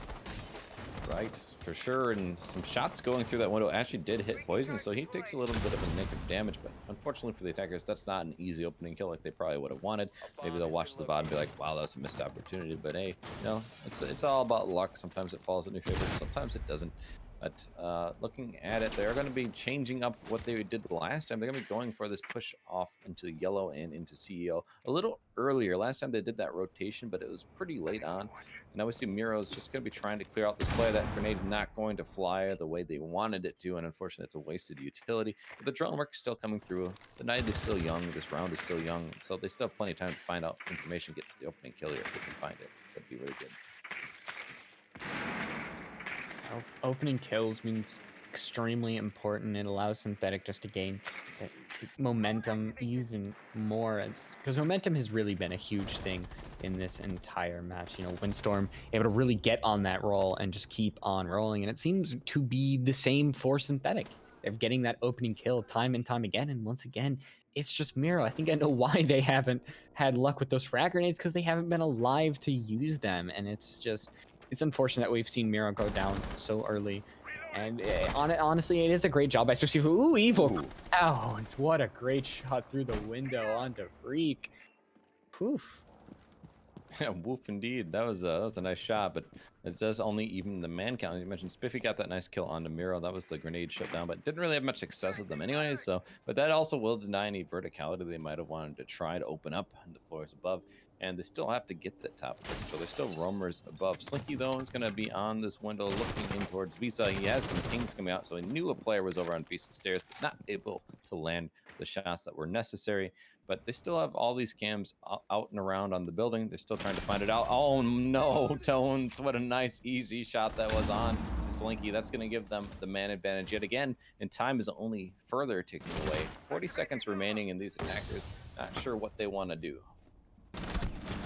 And inconsistency when it comes to the message of the round, when it comes to execution of the round, is a very not good thing, some would say. But Modelo, there's somebody in the bathroom with you, and they've been spotted out, and oh my gosh, Poison. You could hear the shrieking of the soundtrack, the horror soundtrack. Somebody's in the shotgun in the bathroom, and right there. Yeah, I swear I saw one walk in. Oh, That's funny. yeah. That's good. What a good play. He just patient too. He didn't peek early when he heard him walk into the bathroom with him, so he waited and he heard him start going into that antechamber area, and then he knew he could swing, even though the player did come back in, but he wasn't expecting it. So he just gets his head blown off, and that was a really solid round coming out from Synthetic. They held above the attackers again on that bomb site, specifically Windstorm, just not able to get that control up the top floor, and that seems to be something they've been struggling with all together on this map, even in the basement holds. They just haven't been able to get that top floor or just vertical pressure in general. Yeah, they don't have the commanding power that they did on Cafe for sure. And do you think that is simply because of the map, or do you think that's kind of the team of Windstorm starting to slip and Synthetics finally finding their foot? And it really is hard to say. Map to map certainly does make a difference. So you got to give credit. I mean, it could be something that's it's both things are starting to influence it, right? So maybe it's the map on top of the fact that well, the bans are different too. So keep that in mind. So they banned the Thatch this time. They're not messing around with the target banning anyone on synthetic side this time. They're taking it maybe more seriously, I guess, quote unquote. I think they were maybe experimenting with that, just hoping it would shut down the top players on the other side, but it just didn't really pan out for them. The other thing to keep in mind is with this defense on a map where you normally think this is attacker sided, and I still stand by that. But with the Valk on the board, it is going to feed them a lot of information. And then on top of it, if these teams who can show better teamwork with the information, and so far it has been Synthetic who's had the edge. Yeah, and I think they're definitely going to keep that up, at least from what we see so far. Just looking, if you look at the kill counts for each team, Windstorm, they just have Modelo and Evil Clouds above that 2 kill threshold. And on the side of Synthetic, only Poison has 2 kills. So it's something that, is very, very important in Synthetic finally finding their groove when it comes to kills. And there we go. Freak, I think, once again, showing the example of the 416's got a lot more bite in this most recent patch. So it goes just everywhere, and it's something that you got to get used to as time goes on. And we're seeing tonight as an example of why it might actually be a little bit more impactful. Well, Evil Clouds gets his kill on the Mo. Poison gets a kill on the Evil Clouds. The refrags there. Freak also finding a kill on the Miro, so that's going to open things up. But Focal from below wins the gunfight. Not very often will you see that, the player below winning the vertical play. But now that evens up the man count. So things are looking pretty decent for Windstorm. This is still very doable for them. But unfortunately, they didn't get all the players up in admin, so they don't have necessarily the control that they would like. Waiting some things out as Synthetic. They're being I think, a lot more patient on this map, and that's really served them well. Meanwhile, on the side of Windstorm, I think the aggression from Modelo is absolutely what caused them to win that. So definitely antithesis to what I was saying, but it's just spiffy. We saw them last map. They were the lone survivor against the onslaught of Windstorm. And they want to keep the streak going for Synthetic. They want to keep it from a 4-2 split, and they have to get rid of Focal, Slinky, and Modelo. They hear Cancer being destroyed, so they know the general position of certain members of Windstorm. They are going to spot Modelo. They're going to fire some shots. It's just not going to be enough. There goes the C4. It's going to fire off, and there we go. Modelo and Diffuser down, and there we go. Windstorm put in a pickle. They know this position of Spiffy, but the problem is actually finding it. The double peaked actually looked a little dangerous as they both lined up just perfectly, but lucky for them, they are going to be able to take this round and go 4-2. Yeah, just looking at how tight that angle was is smart just to pre-fire, and they get the kill. So really smart move coming out there on the side of Windstorm, able to finish up that round. Now, you mentioned they lined up, so it could have been dangerous, but unfortunately the Vector just did not pre-fire themselves, so the gun wasn't able to get those 2 kills that maybe could have happened. But either way, I'm sure Synthetic probably still feels pretty good about a 4-2 split on your defensive half of Consulate. So we'll see if they're able to continue to have success, because now we get to see, was it just that Windstorm's attacks are weak, or is this just going to be one of those weird maps where we're going against the normal perception that we have, where it's attacker sided? Now maybe this is defender sided, I don't know, but I do see a trend here a little bit where Zero's being brought a lot, and we saw it brought from Windstorm. I do think it's a good option for flank watching. I think Nomad being banned for one, that's maybe one of the best options, but I think a lot of teams also have started to pick up Zero because they do want someone on the flank watch always. And I think when people have Nomad, the team just gets a little complacent with it sometimes, not always having drones being watched that should be, and the air jabs aren't always successful, right? So I do think that Zero will at least give you better habits as a team. Yeah, I think Consulate is possibly one of the only consistent times I've seen Zero really get played because of how many places his cams can be useful through the floor, able to get, the certain utilities destroyed. Like, I don't quote me on this, he can destroy Goyo canisters with that, little taser that the Argus camera gives you. So he brings a lot of utility destruction, but at the cost of his cams are really loud. His cams are, if there's no fire going on and you just hear this loud zero noise, and you automatically know that there's a cam in the area, and it's shot down immediately. And that's just one of the drawbacks that bringing zero can give you. Okay, that is very true. That's why it isn't always successful, but maybe that'll come into the aspect of building team chemistry and team cohesion, as you can call out for a teammate to maybe just shoot while you're shooting that zero cam, and so maybe they won't hear it, hopefully, depending how close the bullets will be, obviously, to that player. And well, the players are going to be clearing out. Tones is on the Jackal. I like the 6 pick. Now, Yana's great, don't get me wrong, but if you are having struggles clearing for one, I don't know if they do, but if that's something they've noticed, they can certainly adjust for it, and this will be a little bit of a benefit for them then. Now, the Jackal power will give away the position, but unfortunately the pings aren't all that consistent, so I'm not sure if they'll be able to act on it. Yeah, Jackal does have that consistency, but a lot of times it's more for just knowing the general position of somebody rather than somebody who's stagnant, simply because if you've been Jackal tracked, you know that that person is about to book it. And so that's something that the Jackal track gives you the benefit of. You're going to keep them mobile just for a little bit, and focal. There we go. Finding something that is Tones, and that's the Jackal. So the anti-roam down is Freak is going to find that refrag, and so close to finding the head of Modelo, but luckily for Modelo, they're going to get the advantage there. And Mo, there's somebody on the stairs right next to you, and they're... Oh, no. I was afraid gonna lose. How do you lose the gunfight? It's an man. Oh no, I'm just kidding. I won't be that mean to him. But Spiffy does get a refrag on to Modelo, so at least they're bringing it a little bit closer. But still, a 2v3. They do have the potential for verticality now, though, with the sledge still being alive. But unfortunately, verticality coming from below. C4 from Slinky will shut that down. And now Poison, he was in this position last time, not really able to do much with it. Near in a 1v3 yet again. It's not looking great. Doesn't even see the man behind the white van, and Evil Cloud will shut him down. And well, Windstorm certainly going to making an argument for this being a defensive-sided console.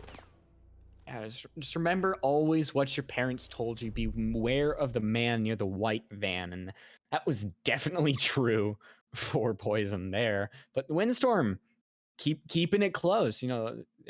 They've seen that every time they've inched closer, Synthetic has just gone one more round, and it seems that it's back and forth and back and forth. But but the switching sides really might have changed that. So Synthetic wanting to regain that for sure. And going over to Archives Tellers, it's very interesting that we're actually only bringing two or three C4s, excuse me, opposed to a full stack. And so they've got the Aruni and the Jaeger who don't have those plastic explosives. I do like the 6 pick. I don't know if they were able to look at the lineup and figure out this is the bomb site, because the pulse wasn't brought. So all the rest of these ops could have easily given way to a different bomb site being chosen.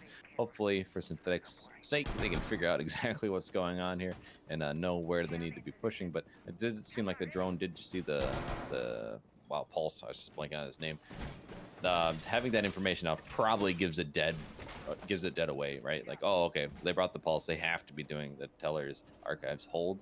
So I think at least Synthetic knows now, but do they have the right ops to get the take onto this bomb site? Now, they have the sledge and they have the IQ to counter the Pulse, so they still are sitting pretty, but I don't know how useful the zero camps will be on this roam game. Yeah, we saw that the roam game was kind of, at least the anti-roam game was really shut down when it came to Windstorm. Taking out that Jackal early, that just allowed Slinky and Focal to really run amok and finally do something to help out Windstorm win the round. So it's up and down, but Freak ending Modelo real early, and just so many nice shots coming out from Windstorm in the chat. It's real sense of camaraderie. Yeah, I think these teams certainly have respect for each other at the very least, and so there have been also nice shots. You can't really deny a nice shot, and so getting that man advantage early is certainly going to be a boon. A C4 is coming out, but it's not going to land anything, so that's unfortunate. Another kill coming out from Freak, and another C4 was just kind of wasted on a hatch there. Miro does get a refrag onto Mo though, so trying to make sure this man differential doesn't get too bad on the side of Windstorm, but they're still down one man. And on top of it, they're losing control of the map. Yeah, but ooh, Miro gonna be located, gonna be shot through the floor as there are no C4s left on the side of Windstorm. So all they really have to back up is that pulse scanner, any cams they have left, and just their raw, pure gun skill, which Synthetic really has been outgunning them. But when it comes to right there, Evil Clouds is going to get the advantages. They've had a really good night tonight. They had a great first map, and they are continuing that on Consulate. I'm really confused, honestly, and in some senses, they've completely abandoned the archives there, so they're going to be able to get a plant down here. But I was confused why IQ is roam clearing by themselves. Spiffy does get a kill on Namira though, so now it's going to be a 3v2, 3v1 as Spiffy finds another one. Evil Clouds on their own in a 1v3 post-plant situation. The wall bang not coming through in their favor yet, and so they're going to continue to try and harass this Yana. They do manage to down them, get the kill, but 30 seconds remaining, and that includes a 7-second defuse time, so they're going to have to find these two last kills pretty quickly. Unfortunately, there's no rotate in from the closet, so they have to just push in, and Poison's ready and waiting, gets that kill. Synthetic are going to stay on the round advantage. Now they're up by 2. At 2 steps forward, 10 steps back kind of seems to be the go-to for Windstorm right now. Every time they get one, they drop one. They get a round, they drop a round. So we're getting close to map point, and that's something that you really want to avoid if you're Windstorm. Synthetic getting that 6 round margin just puts so much pressure on you, and any mistake is the map. So lobby and press room is going to be where Windstorm is once again going to try to test their might against Synthetic. They're bringing that Echo Castle. Echo had a very influential sway in tonight's match. We've seen them, on Cafe. They've had a couple of picks in certain rounds tonight, but on Consulate, they haven't definitely had the punch that they did on Cafe. Certainly, yeah. They just haven't looked as strong on either side. Now, they did have a successful round of defense, but we just saw that after that basement, which is definitely the strongest holds, like what else can they manage to accomplish? Now, they're going to be going lobby and the piano room here. So I do think that this is a strong bomb site still. So they certainly could have more success than what we just saw on the Archives Tellers. But at the same time, you never know. This is really a 50-50 bomb site, especially with the IQ being brought to counter the Echo play, and then you have Sledge can directly counter the Castle play. There's just a lot here that does still favor Synthetic, but with the mute jammers in play, could help deny some of the information coming in from the Diana or the Zero. Yeah, that is definitely true. Information is the main thing in competitive Rainbow Six that really gets you that extreme advantage. And information is knowledge is power, as most will say. So if Synthetic, we talked about their ability to use drones, and that's definitely served them well. And on this attacking side, going for that Zero, going for that Yana, that IQ, just everything that gives you more information to work with is something that's really keeping them in the lead. It's like he's been super aggressive this game, but just hasn't had the success that you'd like to see from him. And that's just unfortunate because, as we pointed out, they were just the top rated player on this team, far and away the top player. And just, well, even last map just wasn't the top fragger. Was doing pretty good, but it still wasn't the same Slinky that we maybe came to expect on Modelo. He's been doing well, and he's going to get that opening kill onto Tone, so they're already starting on a better foot than last time. Swift trying to engage with Modelo above and take him out to get that refact, but not able to find it quite yet. But only a minute has elapsed, so there's still plenty of time to get this clear. But hopefully they can find another kill for their dribbles. They don't want to be in a man deficit here going into the later half of the round. Yeah, taking out Tones early, that denies info, that denies frag grenades, that denies the gun of the G36C. So you lose a lot when you lose Tones. Now you still have Mo. They have that hard breach gadget. They've got Poison. They've got everybody on their side. I mean, look at Freak and Spiffy able to rack up 10, 11 kills right now. And we're only on round 9. So really being consistent in what they're doing. But if Windstorm are able to find another one, then they really should secure their position in this round. But I think it's not really this round we should worry about. It's the next round, and the next round is Windstorm needs to keep things up and be consistent if they want to win this map. Well, looking at this round, it looks like they're already winning the round simply by time alone. They're up a man, and it's down to the last minute, and no vertical pressure has come through simply because they haven't been able to get the control of the top floor. So what are they going to do to try and counter this? Well, Mo's going to get killed into Slinky. That's the first step, but still, it's only bringing it back to an even man count, and you're still running out of time. So Spiffy's going to be trying to cook these grenades, find something for his trouble. He's just going to be trying to push them out of the antechamber, but while pre-firing a window, Modella just swings on it and gets the kill. Poison does get a refrag though, and so now we're back to that even man count. The ump unfortunately wasn't able to get the go, but Focal can find one onto Freak, so now it's down to a 2v1, 1v3, excuse me, and now a 1v2. Poison's going to get another one down after getting a kill onto Evil Clouds, and now it's going to be a 1v1 situation. He does have the bomb in hand, so he's going to start trying to defuse here. The drop comes through and does get the kill. Focal able to act on it before they can jump off of that plant. And that's going to be another round for Windstorm trying to keep it close. I think they should really be glad that the camera was there. Otherwise, that round would have been absolutely thrown away into the bin by Windstorm because that the Habana intel was there. Like they knew the Habana was in lobby, yet just the positioning from the two members, the Echo and the Castle that were right near bathroom, that was just it was very quizzical to me that they would have something like that and knowing where the Habana was. And it really shouldn't have come down to a 1v1, but it's good that Windstorm was really able to push it out in the end. Yeah, curious decision to be so aggressive on the peaks coming from Antechamber, as you mentioned. But hey, whatever. Round one, you can always fix the mistakes later. At least you get the win. Now, they're going to be trying this Archives and Teller's defense, and it did not go very well last time. And the main reason is they just completely abandoned it. When they saw Freak on the IQ above doing a clear, they had designated all of their players to get off of the bomb sites and just start roaming and trying taking out these players. They didn't realize, though, the attackers were aware of it, and they all just push into site, all three of them. They get the plant down. Now you're in a 3v3 post plant when you have no site control anymore, and then you have to just start pushing in, and then they just get into the meat grinder, and they died. So hopefully they're a little more heads up on where these attackers are so they don't give up site control like that too easily.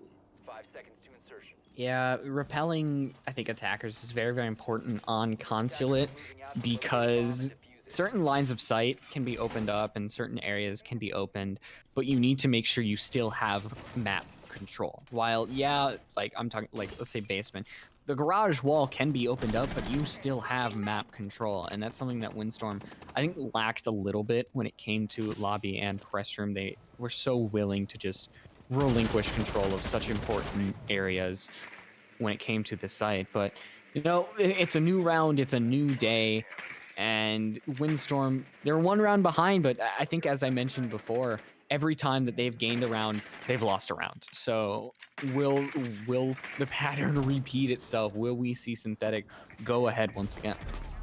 But he's going to get downed and killed by Folky. He tried to jump in and act on the information. They noticed he was by himself, but no one worked in tandem with him, just drone work, and unfortunately just wasn't good enough, and he wasn't able to win the 1v1. So no pressure from another player is able to get that kill, and he's able to get the kill on the Poison, who was upside down repelling. What a nice shot. He's going to try and find another. He does on the Freak. That's a triple kill on the round. Diffuser is downed outside as well. So now it's a 2v5 for these attackers of Synthetic. And Folklore is hearing this player over there. It's Liana. He does a lot of damage. Is he able to get the quad? Not able to pick it up quite yet. Pulls out the pistol and does the wall bang. Gets the quad. Slinky gets the last one. And that's a flawless round coming up from Windstorm. Now they're going to even up that round count. It seemed like fish in a barrel for Focal, if I'm being honest. Everybody lined up. You saw one, bam, another one, bam, another one, bam. And it just like nobody was peeking at the same time. They were just going, thinking, I mean, it's Focal. We can get him. It's not that big of a deal. And then all of a sudden, it's tied up. It's 5-5, and things are looking a little scary. This is why drones aren't everything, right? Like they give you the information, but you still got to win your gunfights. But on top of it, what I was really baffled by is just the lack of pushing at the same time They just one after another. And while they're really close together, it wasn't close enough that they had no chance to like spin around or anything. It was a decent like couple seconds until the next one tried to engage. Now the player poisoned, I believe, on the window. It's more unfortunate, but they also should have just been more a little passive, let the other player push in, and then they could have peeked at the same time as another player pushing into that admin area. But it didn't happen. So to me, that was more questionable from Synthetic. Now, I'll give the credit to Focal. He hit some really nice shots and was able to just have the wherewithal to know where they're going to push. They give me the 1v1s. I'm going to eat. And so 8 he did. But I really do think that was more Synthetic, just not playing that the best that they could have. And you give somebody like Focal the ability to do that, and they're gonna go wild, and they absolutely did. And now we're all evened up. The cycle has been broken. So, Windstorm, if you hadn't been paying attention, they won the first map. So if they win Consulate, then it's all over, and Synthetic will take their first loss and their second. For Synthetic to go down in 2 maps, it seems, especially to a team like Windstorm. Not saying Windstorm's bad, but from what everybody's preconception of them has been, that is a lot to handle. It's something that would absolutely change how people view Synthetic and know that they're beatable 100%. And just sometimes they have off nights, and it seems that tonight might be an off night for sure. Right. They're finding that weakness in them, and whether that's just a nightly thing or they've really done their study, it's hard to say. You never know exactly what's going on. Is it just a bad night? Is it simply they found and rooted out the problems that Synthetic have, and now they're just capitalizing on those problems? I don't know, but from the looks of it, Windstorm certainly has had a game plan going into this. Now it's only 5-5, so no one has technically any advantage at this point, and from what we saw from Synthetic, they had a really good defensive half so far. Not so great on the attack, but they still have room for improvement. I do think that this could very well go to overtime, just seeing how back and forth it has been. Yeah, but right here, this is the round that if Windstorm able to clear it out basement, this is the defender's haven on coastline. And so this is definitely, I think, Windstorm's round to lose. They've had control of everything. They've won the last 2 rounds. They forced a Synthetic pause. So this is something that Windstorm really can take advantage of and absolutely roll on over to match point. So, and once that match point is hit, it's not bat point, it's match point with a TCH. So it puts that even bigger pressure onto Synthetic. They're already giving themselves, they lost that first map, and then it's just, it seems that they're just stacking large weights onto the back of Synthetic. Yeah, unfortunately, just looking at the player lineups, it's like, what's going on here? Well, the story is each team does have their top fraggers, right? There's a couple players who, they're not quite up in the double digits area, and then we have a couple players who are on each team. And what it's coming down to then is which players are going to be getting those kills in their 1v1s when they're engaging with each other. And we just saw Focal just destroy last round. He got the quad.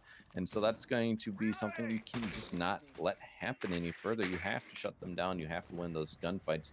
And you have to work as a team a little bit better on the side of Synthetic than what we just saw. So hopefully that timeout was enough. I don't know. I think they probably have a coach. So hopefully they came in and were just like, hey, guys, this is what I'm noticing. We need to clear these things up. We're not going to go into huge details on micromanaging anything, but like just reset the mentality, start working as a team better, get back in there. And then that's probably what they're looking to do here. Tones is able to find that roamer inside of piano. I believe that is Focal. And you also see inside of bathroom.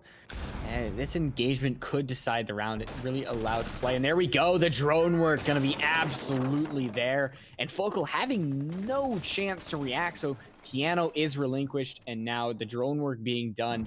The walls are closing in onto bathroom as Freak is able to find Miro, and this really could put a dagger into the round. But Modelo gonna be able to fend for themselves, and if they're able to even up the man count here, as that frag grenade is gonna get zapped, the shotgun pulled out, the bathroom once again is gonna be a deadly place for a person with a shotgun. But actually, they're gonna drop down the hatch, and I think that's the smartest decision here. Ooh, a nice engagement. Modelo actually almost won it out. That's really surprising. He's going to be very aggressive. He's pushing up the yellow stairs. I don't know if his players are going to get the call. Modelo getting a nice flank up the stairs, gets a kill onto Spiffy. And now even man count and things looking good for Synthetic at first are now starting to fall apart. They're letting a chink in the armor seep through. These bullets are starting to hit them, and they need to get things going as there's only 50 seconds remaining in a 3v3. Modelo, they might not have a lot of HP, but they definitely have bullets left in that SMG-11. And right now we're nearing the point where Synthetic, they really have to start making their execution. They're, we're getting to the point where they really might have to rush things. And once you start to rush things go bad. We all know that when bad stuff happens, it's because you really had to push it on forward. But taking out Slinky really might be good, but it's now just Mo versus Modelo, and the res actually gonna be there. But oh no, Modelo! The round, Oh no. the round, and possibly the match right there, gone. And their HP is low on the side of Synthetic, but the two members. Oh no. That was so close. He just missed the shot. That was it. That was the round. That would have put them on map and match point, but unfortunately, just not able to hit the shots on the man who was helping his buddy up. And well, Synthetic are going to be thanking their lucky stars because that gives them the map point now. And it's the first time we've gotten there. It is only one round, so all Windstorm needs to do is win this round, and they will bring it to that OT and give themselves another shot at it. But they cannot afford to falter here. Otherwise, we'll be going to that third map of Oregon. And now it seems that the round it's for Modelo. We gotta avenge Modelo. And just that's something that Modelo is gonna be thinking about a couple days from now in their sleep. Is just, we saw how deadly they were with the SMG-11. They had 2 that round. And just I don't understand. And it's so crushing to see something like that happen. Right. I mean, just there's a few things you can always analyze though, and these times are in this tier, let's say, where there's just a few things that are slipping up, right? There's just a couple missed shots here or there, but I also want to point out Poison. He let them run up yellow stairs, and his job is to hold that while they're doing that pressure from above. And he let someone go and didn't give the call, and he maybe just didn't see them, but he should have, right? He really should have had that. And that was a man with an SMG-11 who just ran right past you, and unfortunately it cost his team a life, and then really the momentum they had built up. Luckily for them, they're able to bring it back by pushing into sight and getting the kills they needed, but that could have been a very different story. And I honestly just want to highlight that because it's little things like that that really, that's what's making the difference between these teams. I mean, it's the little things in the end when teams are equally matched, and so far what we've seen in this match, they are.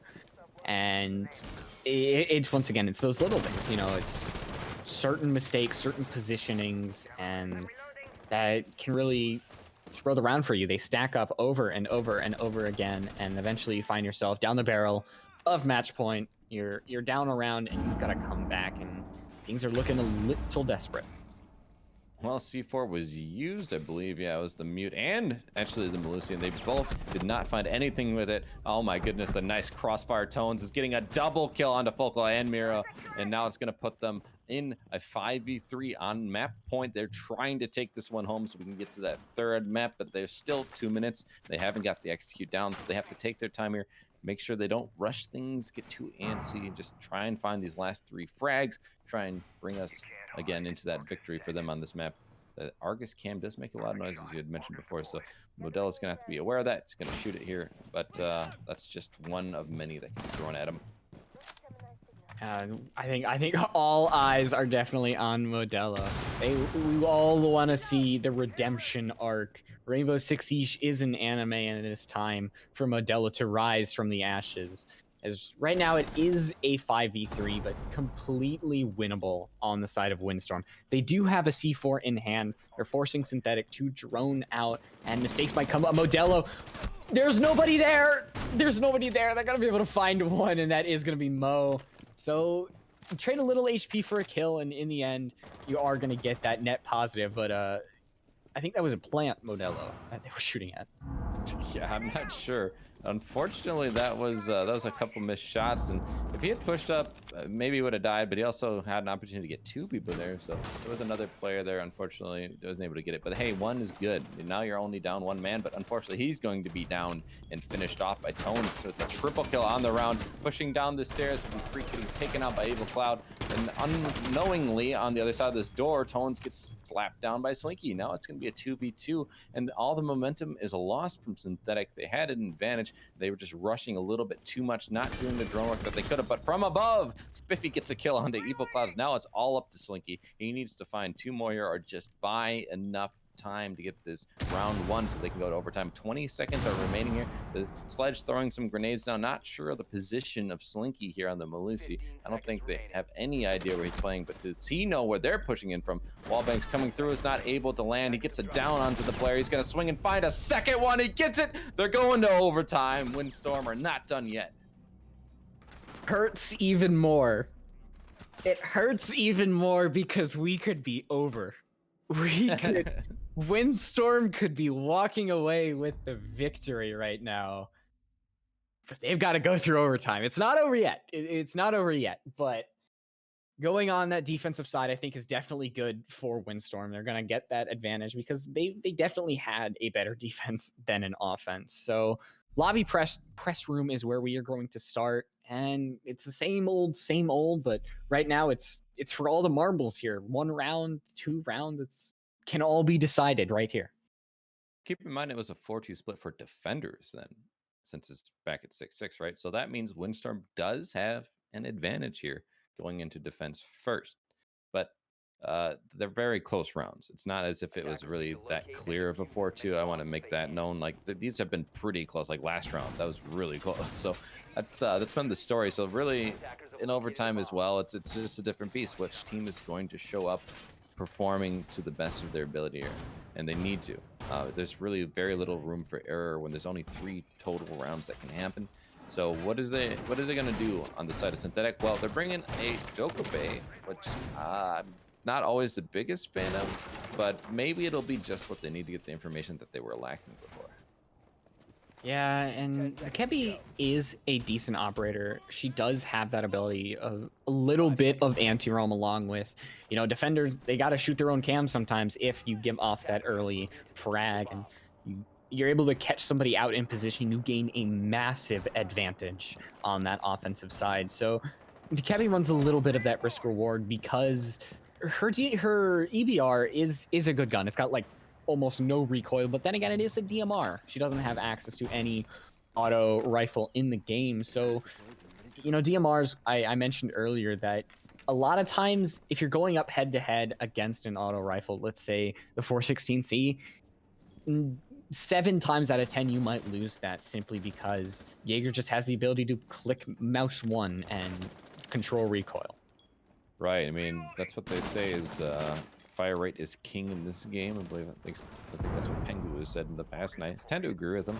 We've seen all these high rate of fire guns get kills, and Tones will get a kill with the DMR we were just talking about, so that's Modella off the board. The Terror is no longer going to be there. He's been that roamer who's been a thorn in their side, and without him on the board, that really is going to be very hard for Windstorm to recover from since he's been so impactful.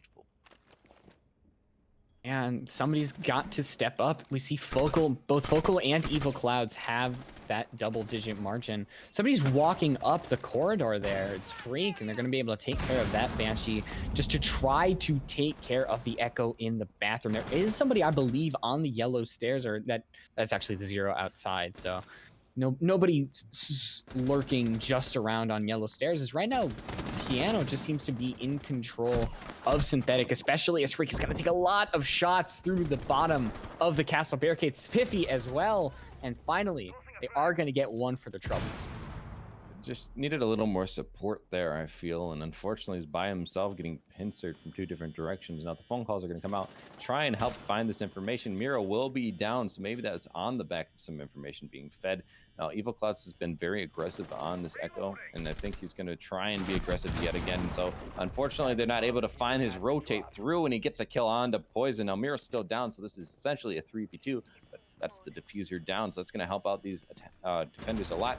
rotate coming out. Mo gets the kill onto Evil Clouds, and now it's all up to Focal. He's going to help his teammate, or attempt to, but he's getting pushed up by Mo, and he's going to lose that gunfight. Mo cleaning up the round for his team, and Synthetic takes the first round of overtime.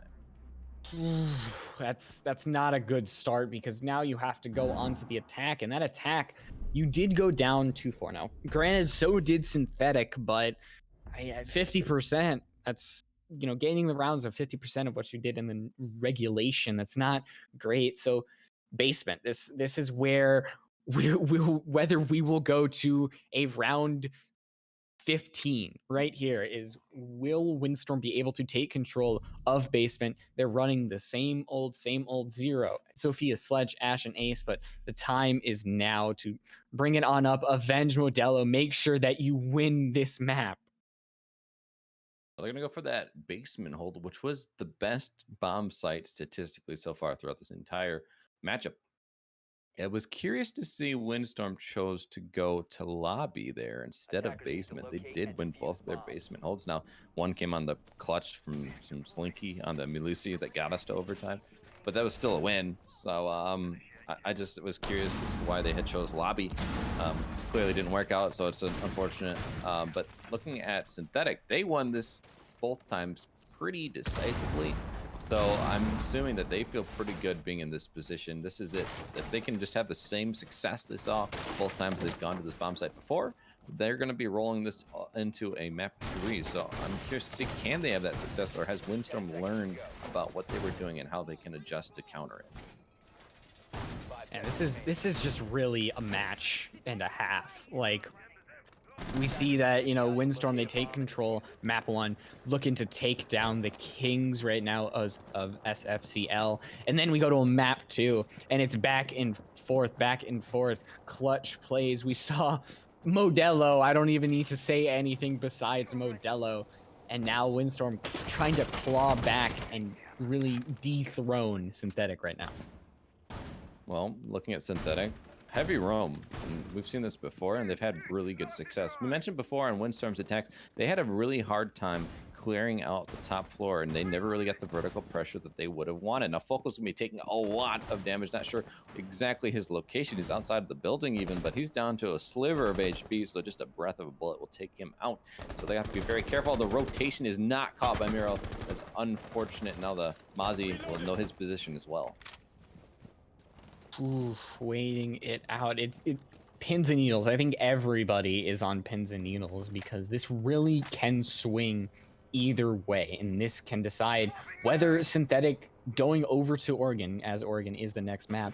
You really don't want to give Synthetic a breath of fresh air, because then they'll give them an inch, so they'll take a mile. And already, ooh, taking down Modelo.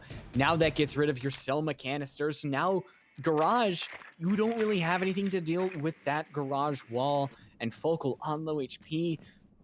Bring it back, Windstorm. Everybody loves an underdog story. Oh, minute and a half remaining. That's half the round, and unfortunately they're going to be down that man, and that was just honestly a really heads up peek coming up from the window at the Visa Stairs area by Tones. And so now, especially you mentioned, that's the hard breach off the board.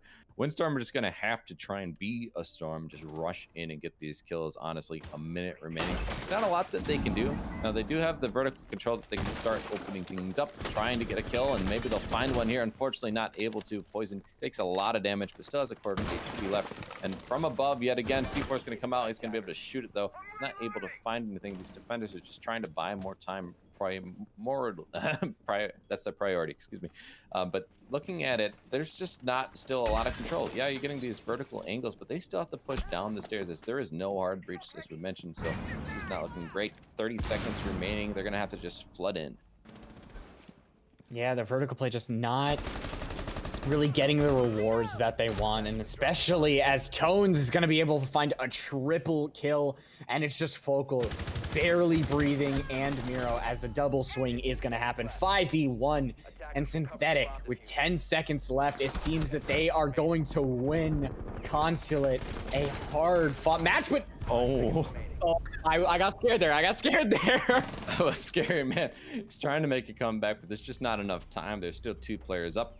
And well, the SMG-11 will shut him down. And we're going to map 3 after a nice little bit of overtime. Synthetic does manage to keep that advantage. We had seen them gather early on in the map, and they're able to carry it over into the win.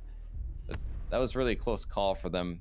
Not nearly as dominant as we saw coming out from Windstorm on Cafe, but still, a win is a win. And now we get to go to Oregon, which I think we've talked about this before. I believe Synthetic has gone and won there. So they have a history of being successful on this map.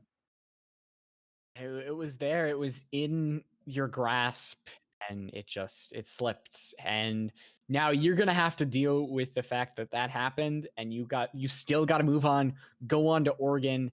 And I think Oregon is really going to be hard for going up against Synthetic. Synthetic, obviously, these better teams, in when it comes to standings, I guess, know how to play Oregon. Like Oregon is just tried and true.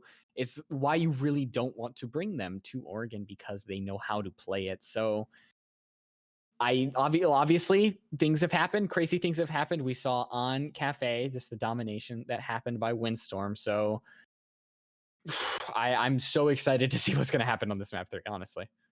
Well, I'm excited too, but we do have a short break before we get there, and then we'll be seeing exactly which of these 2 teams will stand on top at the end of this whole 3 map series. But until then, we'll be right back.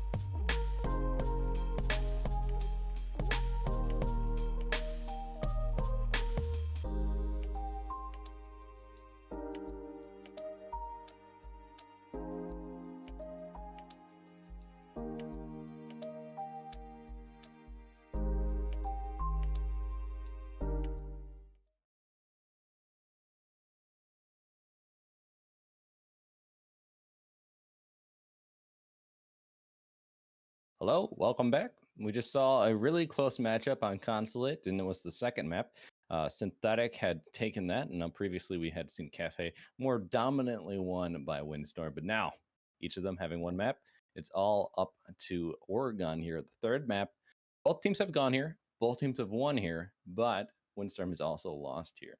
So something interesting to behold. We're not quite sure. Will they match stats at the end of this? If Windstorm wins, now both of them will be. Well, actually, never mind. That'd be 2-1. I'm not good with math, even though I teach it. That's just what I do.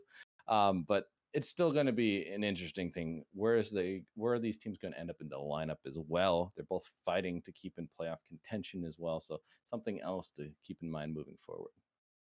Yeah, and I mentioned before we went to break that Oregon is definitely the tried and true map as something that teams, they've got everything for. They know what to deal with. They've got strats, and if those strats work, they've got backup strats, and it's just Synthetic. I know that they are going to be a demon on this map, and going up against Windstorm, it, I need Windstorm needs to make a statement early, I believe, because if they don't, then I just think they're going to get caught up in how dominant Synthetic is going to be. And I could definitely be eating my words in about 20 minutes, but I'm predicting that Synthetic, they're just going to roll off that map victory and keep on going.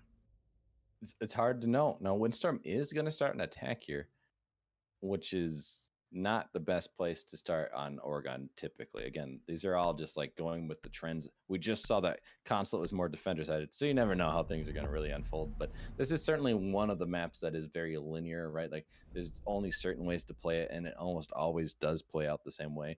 I don't think I've seen an attacker favored Oregon. At best, I've seen even splits. So I don't think we'll see something crazy here, but seeing the op bans are starting to come out, we're seeing very similar reminiscent bans here from last map. Yeah, Nomad, she hasn't had much fun tonight. We didn't see her played.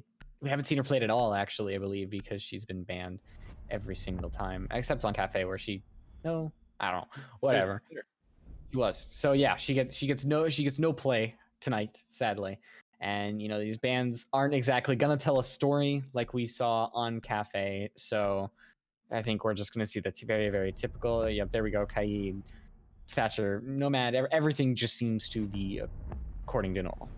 Right, and sometimes you'll see the Cade ban, sometimes you won't. But on this map, especially, his ban rate has gone up because it is, as we mentioned, this is really quite one of the most defender-sided maps. And so, getting rid of the Cade, you at least know they have to place things on the floor. That helps you when you're attacking that top floor site, for example. You can just take care of the mute or the bandits or whatever's on the floor there, and then get things opened up. So you're just making life easier for yourself as an attacker, and also you don't want to make a map too one-sided, so this makes it a little bit more even on the two sides by getting rid of the Cade. But that does again leave open the Valkyrie, so we'll see if she's going to get played all that much. But yet again, we're going to see that 6 pick away from a Jaeger onto a Omai.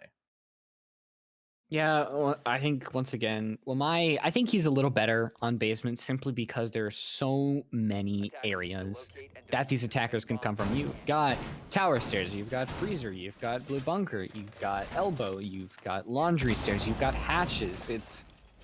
There's so many areas in which these attackers can come from that you just need to have a mobile position and know where to go.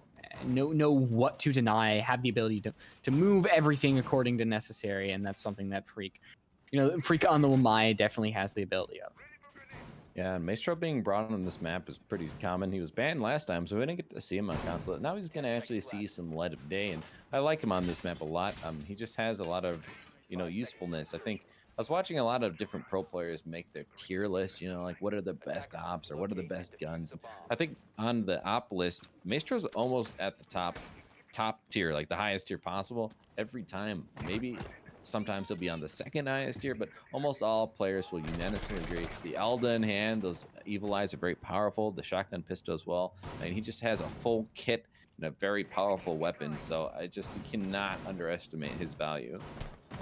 Yeah, it's probably why we saw him banned, because he has that strength along with the gadget, along with the Alda, and it's just so oppressive. And that frag grenade, look at all that utility that had to be destroyed. The frag grenade actually is going to catch the shield, so that's very interesting that even with the Wamai there, the shield just somehow got destroyed, and that's going to destroy a lot of time wasting on the side of Synthetic. So they're going to have to adapt when it comes to. So right now we do see that right side from the side of the attackers. Of course, that right side is going to be busted open. It's something that we've seen more and more. It's a way to repel things. Is right now first death of the map is that's going to be Modelo. So. Well, that's the Maverick off the board. That's going to help these defenders hold out even more. We're talking about how that time burner was no longer there with some of the shields being taken care of, but at least getting that kill will certainly help them. Now, there does seem to be some information coming out, but it doesn't actually pan out. Tone still wins that gunfight somehow and gets another kill for his troubles. That's 2 on the round, and now it's a 3v5. It's 2v5, excuse me. This freak just gets a kill onto Miro, and this is not looking like Windstorm's map, or at least not their site that they like to attack. Yeah, and I think actually opening that line of sight might have hurt Evil Clouds more than it helped them, because now the defenders know if somebody's in bunker, you don't really have a way to enter things. And yes, if somebody is in the position to plant, it would help a lot, but nobody's in the position to plant. And that is, you've essentially opened up another area for the defenders to find you and for you to not hide. And it's Focal already in Synthetic. They're shooting each other. I'm thinking that they were just having some fun there. As Focal's gonna find one, but you're gonna have to do a lot more than that to really bring this round back. They know that. They're going outside. I think everybody realizes that this round is next to over. So Yeah, well, the diffuser was down, and Mo's gonna officially put an end to it, but it was virtually over as soon as they were in a 2v4, honestly. And from there, as we would expect, they just weren't able to gather much. But looking at it now, they're gonna see what the second bomb set will be. Usually it's upstairs. And Synthetic being on defense, them winning the first round, maybe even this round too, it's not unordinary. So even if you're like a fan of Windstorm, you don't have to be super concerned. We've seen the 4-2 split come out last time. It was brought to overtime. So it very well could just be the same story being played. So despite how dominant that round looked, I would say that that's pretty standard. You're going to see plenty of rounds like that here in Oregon. And I'm sure, at least hopefully for Windstorm's sake, they can have similar success once the sides swap.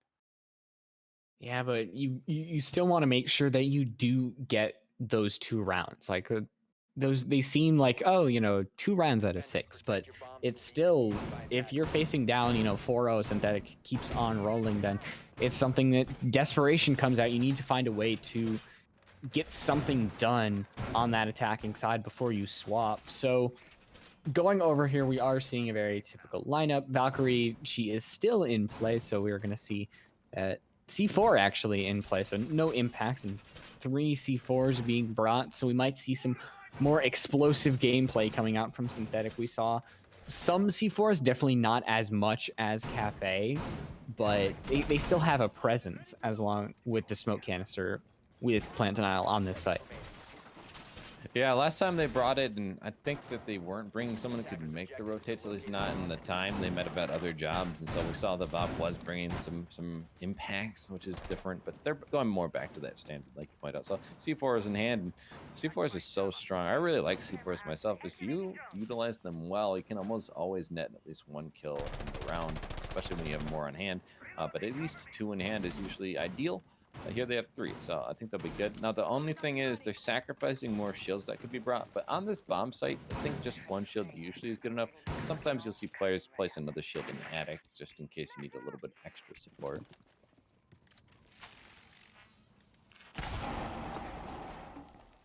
Wasting time here. We're seeing info being gathered, and the Gemini clone is just okay. A little bit of spatial perception needed from Freak, as we saw Miro was able to ping them and have time to spare with everything. So that was just interesting. That Miro probably could have walked onto site and then got something done, but there we go. We're seeing that information, it's going to be a little stale. They're not going to be able to act on it, but it is actually Freak. So in the long run, they are going to be able to take out the Valkyrie, the C4, and through the window. That's an unfortunate position for Poison to be, as that was probably just a very basic kind of get the window open, but just unfortunate timing. Not the greatest timing, unfortunately. It's going to put them now in a 2-man deficit, and that's not looking great. In a 3v5, there's still over a minute and 20 seconds remaining. Now, the engagement coming from out on the double window, Spiff was just not able to net that kill. Had they gotten it, really could have helped them, but now they're getting pressured from both Trophy, Attic, and then the big window itself. Now, Tones will get a kill on the Slink, because that's going to help him out, but Modelo pushing through the Attic is going to get one. Evil Clouds gets the kill onto Tones, and now Spiffy in a 1v4, he's going to get pincered, and Miro gets credited with that kill. Windstorm looks so much better on that attack. Yeah, and that's something that you expect the defenders to have a lot more, possibly the same amount of control that you do on that defensive side. So this isn't going to be the synthetic show on Oregon. Windstorm's still putting up a fight, and getting around this early is definitely advantageous because now you only really have one more to get that equality when it comes to splits, but you can keep on going from there. If you find one in the next round, you can keep going and going and going, get that early advantage, because once that swaps to the defense, I'm expecting Windstorm just to keep up the pace that they've had through these past 2 maps on the defensive side. Right. So Synthetic, they need to think about what they're going to do to clean it up. Now they're going to go back upstairs. And on this map, Attackers need to locate I and defuse personally, the bomb. I am usually in agreement with pretty much everyone else. They hate people going to the same site twice. I think there's exceptions to the rules, right? For one, if you think it was a close round, you can go back there. It wasn't a close round, so maybe it's not the best time to go back to that site, make some adjustments, because you're gonna need some major adjustments if you want to have a very different round. But the other thing to keep in mind is on this map, while the third bomb sites are each feasible, they're really not comparable to these first 2 sites of top floor and basement. Either one you want to choose, the meeting one or the kitchen dining, either way, they just have some weaknesses. For one, there's not the stairs to rotate from, so if they get control of dining, it's not as easy to flank up. You can give them too much control, so you have to really hold showers. And then on kitchen or meeting, that can easily get taken control of as well from the top floor. So there's just some weaknesses that just aren't the same, or they're not there in those other 2 bomb sites. Yeah, so it's you really look at kids and basement as your main sites that, if you're able to defend that, then you should be looking good. And if you're able to get one on, the meeting, dining, whatever, then that's just advantageous. That helps you in the long run. But still, they Synthetic need to defend kids, and that is something that they struggled with last round. They weren't able to get the round off of them, and Miro taking down Spiffy's definitely not going to help that at all, as this closet wall is going to be opened up. So right now you're down your Jaeger, so it's looking that even though you are down 1 person, you still have that smoke canister, still have 3 C4s, which had no play in last round. That it seems that Synthetic, this is just not their bomb site, and Miro's gonna survive, and that's gonna be a Modelo. That's a Modelo moment. I'm gonna coin that right now. Yeah, that was just unfortunate. Wasn't able to land the shots, and the player was just sitting there. You just shot the drone, and you're just stuck in that position for a little bit, and you weren't able to hit the shots. Freak being very aggressive, wasn't able to land the shots though. But Mo will getting a kill onto Focal, so that's gonna help bring back this man count to an even one. And the aggression on the window isn't paying off for either side. No kills being netted on this side of the map yet.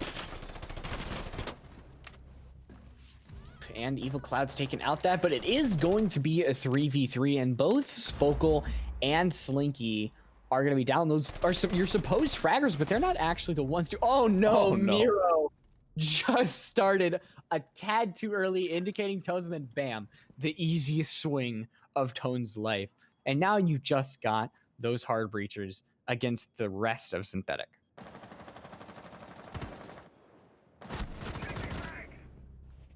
Ooh, 2v2, 1v2. Actually, now Windstorm able to take out both Mo and Tones, and the SMG-11, the cursed SMG-11 in the 1v2.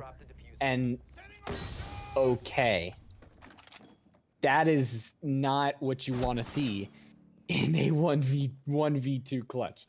And now, because of that, Mo is going to be able to be revived, and now the round has just flipped, and you thought that Windstorm, they had control of this. SMG-11 only has 17 bullets left, and you should be able to swing at the same time. But now Modelo gonna plant the diffuser. They need to redeem themselves. They aren't gonna stick it, as there's gonna be a swing into games. Maverick going near the white stairs. 3 seconds left. They are gonna be able to down that diffuser. Is not gonna be able to be sticked.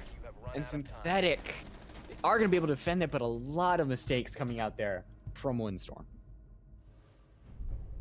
This is just, it's something that it's extremely unfortunate when it comes to that round, because it seems that Windstorm, they knew what to do when it came to that play. They knew that, you know, just let's drone out, let's make sure we have time. And then that droning in the closet, that just seemed to be a massive mistake, and Windstorm just did not plan for that. And that's something that you really need to do at this level when you've been back and forth trading blow for blow with Synthetic, that you need to prepare for all possible outcomes. And Evil Cloud's really only prepared for the best situation, and the worst situation really happened there. Yeah, we've got Wilku is having some connection problems, so you might hear me for a little bit. And right now, going on to this defensive side, this is something that Windstorm definitely could be able to take. I mean, they're keeping the same. They are bringing Modelo onto the Lion. So Lion has had a big presence recently with his, you know, EE1D. He's got a decent to good gun, and, you know, he's able to really just, it's that universal gadget where you're able to click a button and it just disrupts the entire defense. It's something that, you know, can be a very, very strong ability, and it was a strong ability about a year to 2 years ago. It was, and you know, I'm back. Hey, but looking at it, it hasn't been as effective in recent times. But I will point out, more recently, his pick rate has gone up, and especially in the LATAM region. I think they've really been in love with Lion for a while, so they've kind of persisted in bringing him. Well, all the other regions are kind of dropping him, but even in EU and NA, I think we've seen a little bit of a resurgence. It's obviously like a niche pick still, but looking at niche picks, the Jaeger are going to be bringing a shotgun instead of the carbine. I mean, look, the 416C, it got a big hit. It's basically, it's got the kick of the M870. So why not bring the M870? And that's exactly what Tones is doing. They're going to be holding this freezer really, really tight. And that's probably something that, you know, only the M870 can do. And I think with the opening of the hatch, they're just going to back on over. But there's really not much you could do, because you brought the shotgun. You can't afford to back off. And now you're just kind of, you funneled yourself into this position of, I don't really have anything to do, but they're gonna buy one. Oh wow, this M870 could turn out to be the influential pick.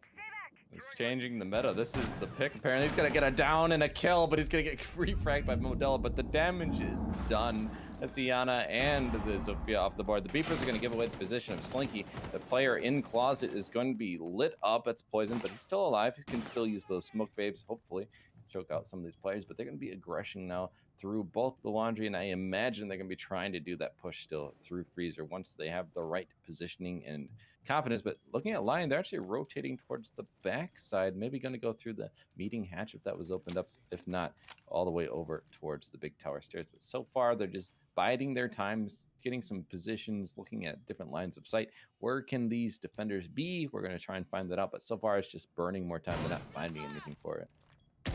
Yeah, and that Maestro Cam is just surveying the laundry, and that's going to be really hard for Slinky to push on forward, because the pings will come through. There we go, the smoke canisters blocking wherever they may lay. And now with the Modelo gone, it's seeming that Slinky will not be far behind as well. And that proximity alarm and the Maestro Cam, the smoke canisters, there's an impenetrable barrier that these attack side has to walk through, and they really don't have a chance. That Maestro Cam giving away the position. They're actually going to be able to find poison and going to be able to escape with Slinky taking out Mo. Diffuser going down as a smoke canister, just not going to reach the position. Maestro Cam is still up and giving the position away. Is Slinky finding Freak? It is going to be a 1v1. Spiffy versus Slinky. The pings are through as Slinky goes down to about 5 HP.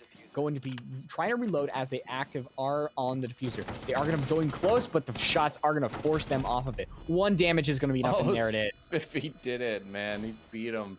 That was great. He's gonna get that diffused, like you said. So they do manage to get this around, but that was close. I didn't think that they could actually make it happen a 2v4, and they actually get the plant down 2v2, but unfortunately just not able to carry it over. You mentioned the little HP that he had, so that's just what's gonna spell disaster for them. But for Synthetic, that's a good thing, right? They probably feel good now. They are up 3-1. It's a little more normal for them after getting those 2 defenses that they feel are more sure to win. Now they have to go to that 3rd site, though.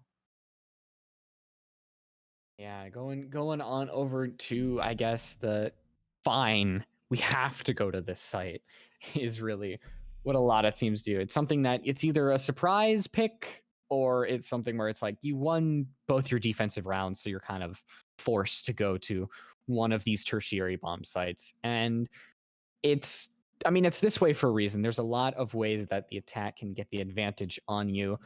A lot of positions where a lot of safe planting positions, and just you don't have great control of the site as a defender, especially dining. That is just something that it's very open to these attackers, and you have to be very, very careful in how you approach it. And some teams, they choose to go to kitchen dining, sometimes they choose to go to kitchen meeting, and it's really just up to preference at that point.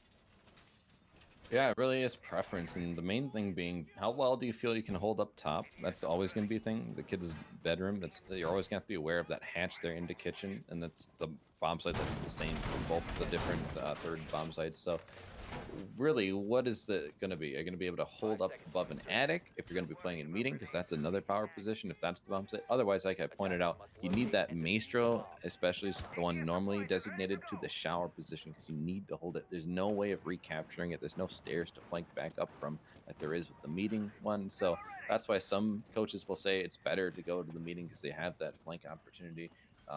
While others just feel very confident in their hold of shower. So we'll see how well they can hold it. I imagine that the ADSs were given to the Maestro as well as the shield and shower, but I mean, this could be a different setup than one I'm used to seeing. Miro, though, going to get that opening kill onto Tones, and that's not going to set the right tone for Synthetic. And hopefully for Windstorm, they're hoping that this is the opening kill that can lead them to another round win. Yeah, it's the snowball that they really need just to make sure that they, meet their quota when it comes to splits. Because once you go down here, the defenders are going to have a lot better site to go to. So if you're able to win this out, it's going to be definitely default, and default is what you need for Windstorm. You need to make sure that you're doing well when it comes to your defensive side, because that is when you really start to strive. Is right now, Showers is going to be open up. Impact is going to be just too late, and that's going to open up a line of sight into Showers. So now Freak is going to have to defend against everybody, but he's going to be able to take out one. He's not going to be able to find one before he backs off as the Impact. He's going to try to get another one. He's going to find 2, and that's Slinky the Yana 3. And it's just Miro and Focal and Freak going off. He is eventually going to be eliminated, but they have done their due diligence, and they have made it so Windstorm have a lot to go through to win this round. Job well done. I mean, this is why the Maestro, though, that gun, he just has so many bullets. He just keeps unloading and unloading, and eventually does get those kills that he wanted. So that's going to eat up for Freak. But unfortunately, that does leave this position now compromised to a certain degree. But with the man advantage in hand and only 2 attackers left, they're going to be able to hold out pretty well, I imagine. Now he's going to back off of the shield there because he knows that the second grenade is going to come through, take care of the shield, but they still have the right positioning. Now they're just playing for time. There's only a minute remaining. Yeah, right now you did get Showers, but I mean, at the cost of 3 members and a lot of utility. If Miro's able to find the shot onto Spiffy, that could definitely even things up. His poison's really, really low health. So about 1 damage from either that LS85 and the M762. But sadly, Miro going to be going off the board, and the indication of Focal is going to be there as well. So now their position has been given away. It's a 1v3. Things look a little dire for Windstormers. Right now, they're going to lose the bomb set that they really should win when it comes to stats. Yeah, well, it's 1 down. I mean, he needs to find 2 more bodies, and he just does not have the time. 5 seconds. He's going to go for the plan, but he's going to be stuck on it, and Unfortunately, that's going to spell the end of him if these defenders just push in on him, as they will start to do now. He can't win the gunfight, though. Kind of what you'd expect. Mo gets the kill and is going to get the defuse, but Spiffy, if he was thinking about just getting just like that, but nah, he'll let him live this time. Look, there have been many clips where there's been, haha, I'm gonna kill the diffuser, and suddenly reverse friendly fire activates, and you That's lose true. the round. I think we've all seen those clips, so just a little fun, friendly banner. But I think this match is too close to really do something funky like that. So Synthetic, now they get to go over to a strong site that they actually lost earlier. Yeah, they lost it. They came back, won it. And, well, now we'll see which of those 50-50 odds are we taking here, Synthetic. Can you go to the 5-1, which is a pretty strong half, especially with Maverick on the board? So that's going to allow you to have a lot of flexibility into your attack. Now you just need 2 rounds to win the map. Windstorm, though, they've won the site once before, so they're probably hoping, we could do this, guys. Let's bring it back. We can get this 4-2 split. That's pretty standard. Then you don't have any mentality issues there. But if you do go down 5-1, you have to be very resilient, especially on a map like Oregon. Now, keep in mind, it's still going to be them going on defense at the split, so that's still beneficial to them. But even then, I still think 5-1 is not where you want to find yourself after winning that first map so dominantly. Especially against Synthetic, like, you need to give yourself all the advantages that you can, because like I said before, Synthetic they don't seem strong. We know that they are strong from what we've seen. They look a lot more in control than on the previous 2 maps, and if they're 2 rounds away from victory on that attacking side, then eventually the cards are going to fall their way. I mean, maybe by luck or something. I don't expect that because it's Synthetic, but you can't really leave it up to chance here. You've got to make sure that you get the rounds that you can where you can. Well, they're going to be using this Jackal to try and help clear out some of these roamers that have been pesky throughout the match, but they haven't been all that impactful. Like in some cases they have been, in other ones they're just there to buy time and make you waste time to search and try and get them out of those positions to push them back to site. Miro's going to get the first scan with the Jackal, but the player is not really near anyone, so unfortunately no one's going to be able to capitalize on that.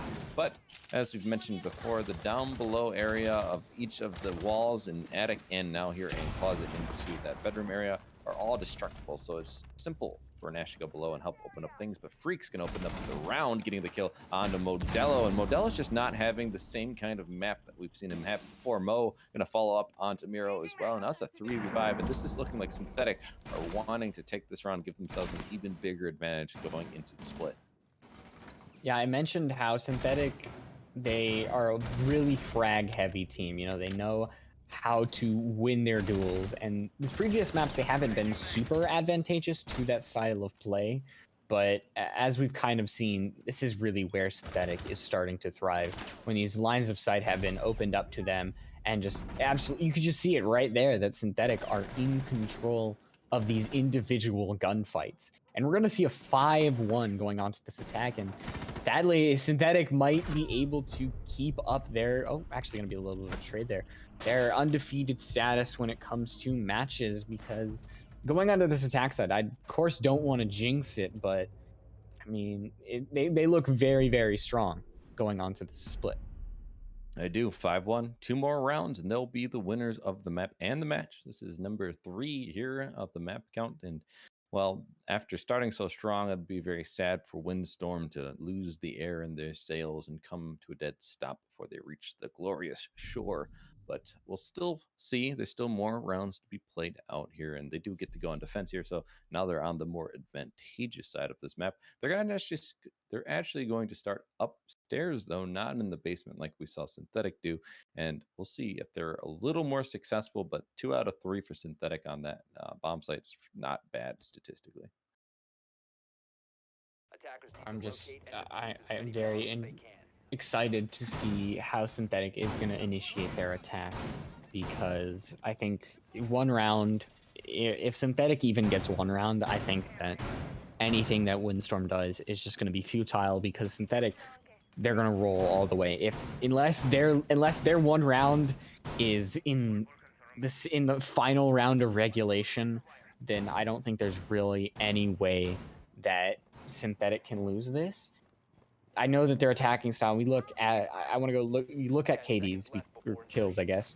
In terms of Windstorm, there's one person, two people, I guess, who have a positive KD. That's Modelo and Evil Clouds. They've been the only one who really kept Windstorm at least getting that one round and keeping them alive. But in terms of Synthetic, everybody is doing the work besides, Poison, possibly Spiffy, even though they've, had their great moments. Then the kills have just been there for Synthetic. They've just been ringing over and over and over again. And it's something that Windstorm hasn't been able to compare to.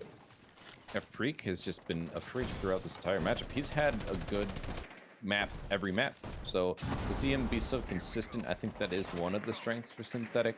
But as you mentioned, though, there are plenty of opportunities and different players who are going to be available for them to step up and get the kills that they need.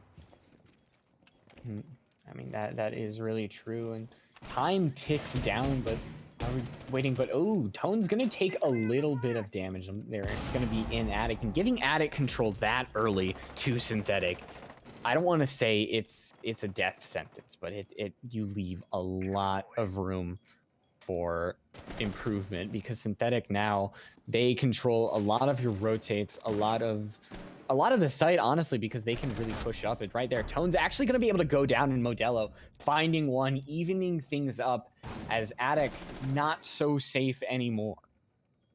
Yeah, unfortunate they weren't able to capitalize on the map control that was given to them, but at the same time, Modelo, he's on that smoke, so he's going to be able to just buy time and use his smoke waves to just choke them out, make sure they can't push up too aggressively here. But that also does mean that the other areas will be more available for them to start pushing through. So you're going to have to be trying to get things opened up and starting to push in from those other angles. They can't rely on this one person, but Freak going to find a second one in this round. He's been so good, but they need to step up a little bit more here. There's only a minute remaining here, and they have a 4v3, so it's still somewhat favorable for them. The shotgun in hand, though, of Modelo is going to get him another kill. He's unfortunately not able to find another, but Slinky does get the kill onto Freak, so it's still a 2v2, and Poison and Mo are going to be up against Evil Cloud and Slinky, and, well, they're all having very good guns in hand, so it's not like anyone technically really has an advantage here, but 45 seconds does allow these attackers to start making some rotations.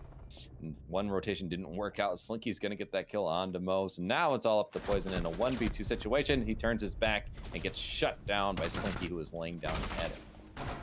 All right, they're able to take one, but they've got a lot more to go. They still have to go to basement. A great job there in repelling the inevitable. I mean, you saw that Synthetic, they seemed to have control. They had map control. They were up, I believe that was a 3v5. Because Freak got those 2 kills. So they're staying in this through the sheer willpower of Modelo. They're channeling Modelo right now, and not the I'm not gonna clutch Modelo, the clutch Modelo that we've seen before. The times where when things seem impossible, that they've been able to come back from the brink and bring it all back. But Windstorm, going over to actually kitchen and dining hall, and was that a spooky Danish woman I saw? It might have been, yes. Spiffy switching things up. That's gonna give him an extra set of nades as well. So the knock being brought is an interesting choice. He hasn't had much success. I mean, he was on the sledge, and just so far in this matchup, he's just 2 and 4. It's not like terrible, but it's also just like not nearly as impactful as what we've seen from him, especially last map. He really came out and helped his team win. So I think he's just trying to change it up to try and help get himself in a better groove on this map, but still bringing very similar utility. The only problem is now with soft destruction, they don't really have the capability, except for the Ash with those breaching charges, to open up the floor above. And it's going to kitchen dining hall. It could be the right decision because it's a little bit of the unexpected, and when you need to win every round that you can, and you need to take every advantage that you can now. These advantages are something that Windstorm kind of hasn't had the best. They haven't used advantages that they've been given solely every single time. But right now, I'm just so I'm so infatuated with this Nuck play. Like, Spiffy is slowly creeping up these tower stairs, and I really want them to get something because we see so little play that is going to be slinky down, and suddenly all of Windstorm their heads are on a swivel. They don't know where the spooky Danish woman, the Nook, is gonna come next, and Spiffy already making an impact on this round. And you gotta watch out for those creepers, man. They'll get you. And that time it was Slinky who was the victim, but there's still a lot to be done for these attackers. They need to clear out this Maestro from the shower area. Otherwise, this power position will still be in play for the rest of the round. You can't really afford that. No, there's gonna be some damage coming out onto Mo and onto Spiffy. Not sure about Spiffy's outside of the building actually, so he's already rotated back to support his team. And the main push coming out here. Now, the other thing to note is we've been seeing this a few more times. The Zero also brings a hard breach gadget. We haven't talked about it too much, but it is important to note as it does allow them a little more flexibility of where they want to put these monitors. But Modelo's going to push up, get a kill on the Mo, but Freaks refrags instantly, and Tones is also going to take down Miro. So now it's all up to Evil Clouds and Focal, one of them being the Maestro and Bathroom, so that does still hold a power position, but they're kind of by themselves here. While Focal isn't exactly in the best position, he's going to rotate over, but he's being watched, unfortunately. Evil Clouds will be downed and killed by Freak, and now it is all up to Focal, but he can't do it. Freak is an absolute animal and gets, I think, a 4K on the round. Yeah, I mean, showing why Synthetic just has control of everything and just all the one pistol shot. And there we go, map and match point. We were one SMG-11 spray away from Windstorm taking this home in 2 maps.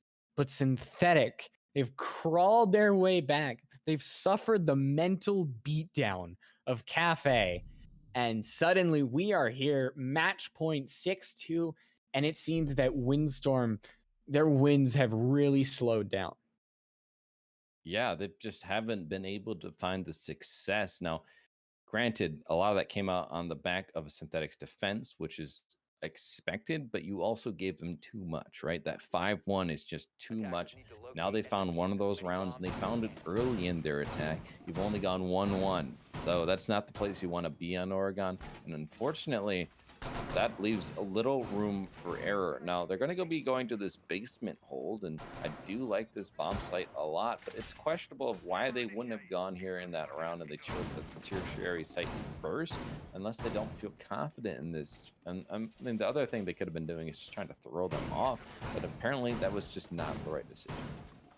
Yeah, you're definitely going to be regretting that one because now defense is, yeah, basement is good, but we've seen these attackers win, and I believe this wasn't where Windstorm won. It did win upstairs, but still, it's something that it's not an impenetrable fortress that, you know, some may claim. So Synthetic, as powerful as they may be, this definitely is going to be a tough challenge. I know that, but they have the skills to deal with it. Oh, they've certainly shown that they do have the skills to deal with it. Now, the question will be, can they get that opening kill? Because it certainly has been helpful for them in these rounds, like last round, for example. So if they can just have similar success, get a man advantage early on, especially, that would really help them. Now, the other thing they can do is just clear things faster. One thing we've seen with attackers on this bomb site, especially, is just too much time being eaten up. You have to just push down, and then they're not really out of the positions that they want to be in on the defense. That just gives them an advantage. Now, Spiffy might be engaging with someone right away on the stairs here, and he does. Unfortunately, neither of them are going to get the kill, but Miro is going to come out a little bit better. And unfortunately for Spiffy, he's going to be down to a quarter of HP.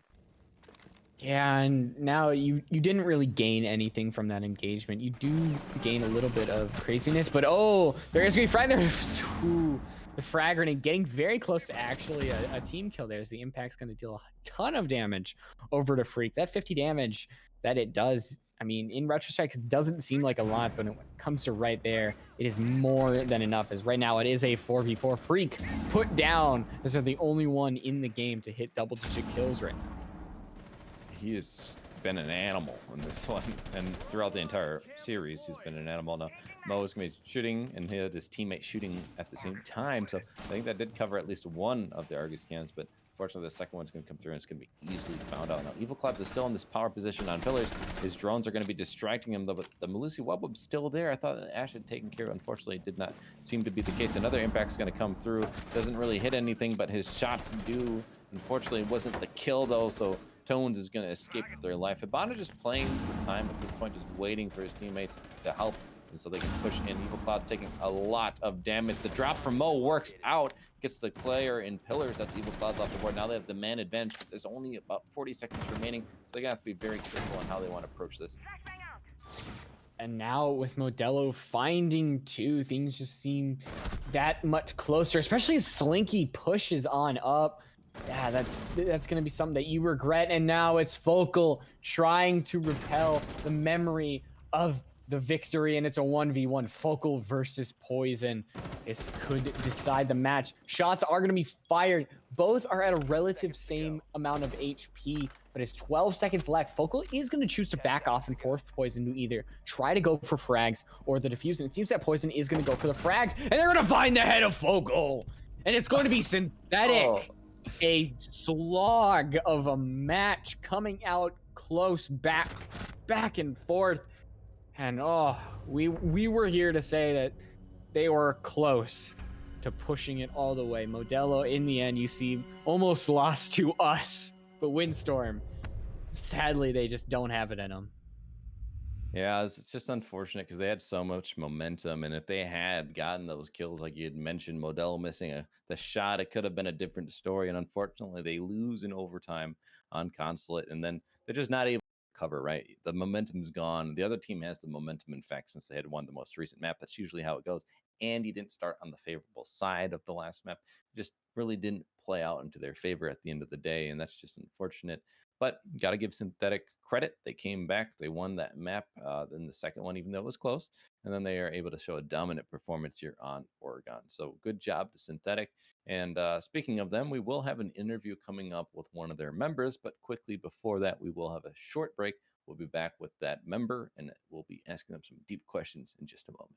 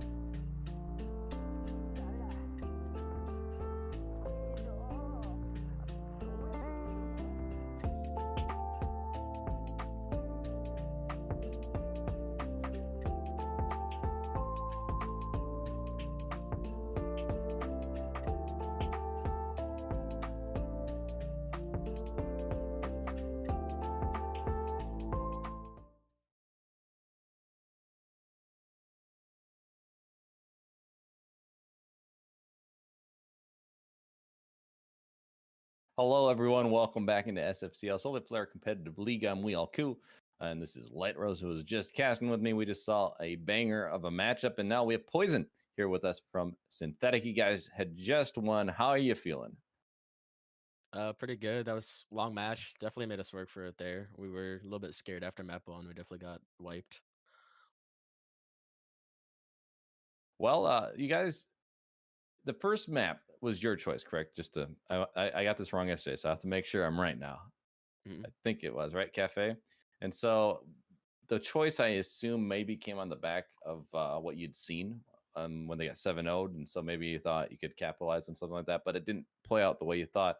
And then you guys go into Consulate, which was not your map choice, but you still looked pretty dominant on your defense, and you managed to clutch it out in overtime. So, my first question would be, what was the mental after losing your map choice like that, and then what was the way you guys came about with the comeback on Consulate?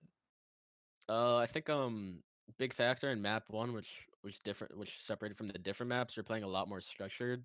Like I think Cafe we're pretty comfortable on like structurally, but just things were not clicking. Like we're just letting a lot of things by.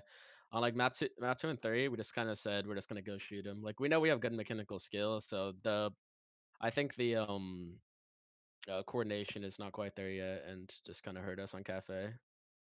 We're a little bit lame, so still get in there.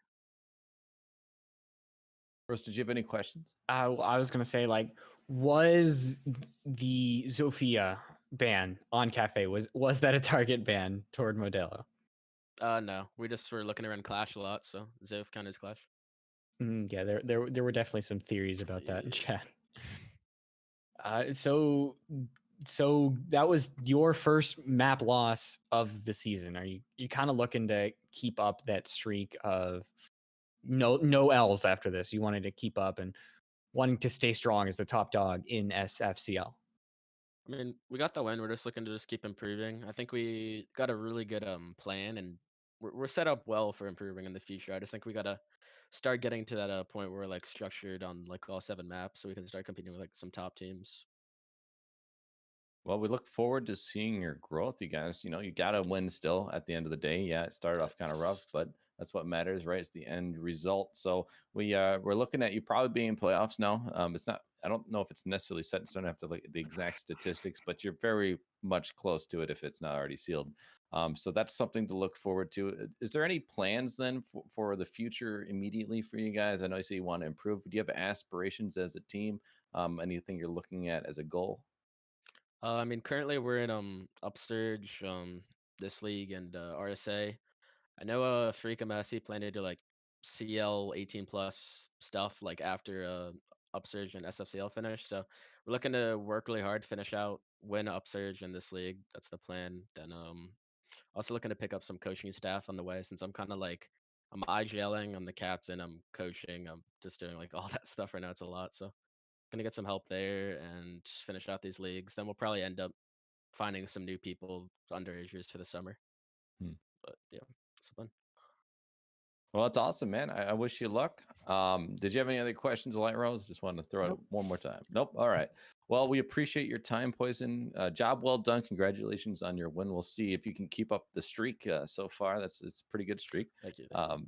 But that's going to be it for this matchup. That's going to be it for this interview. But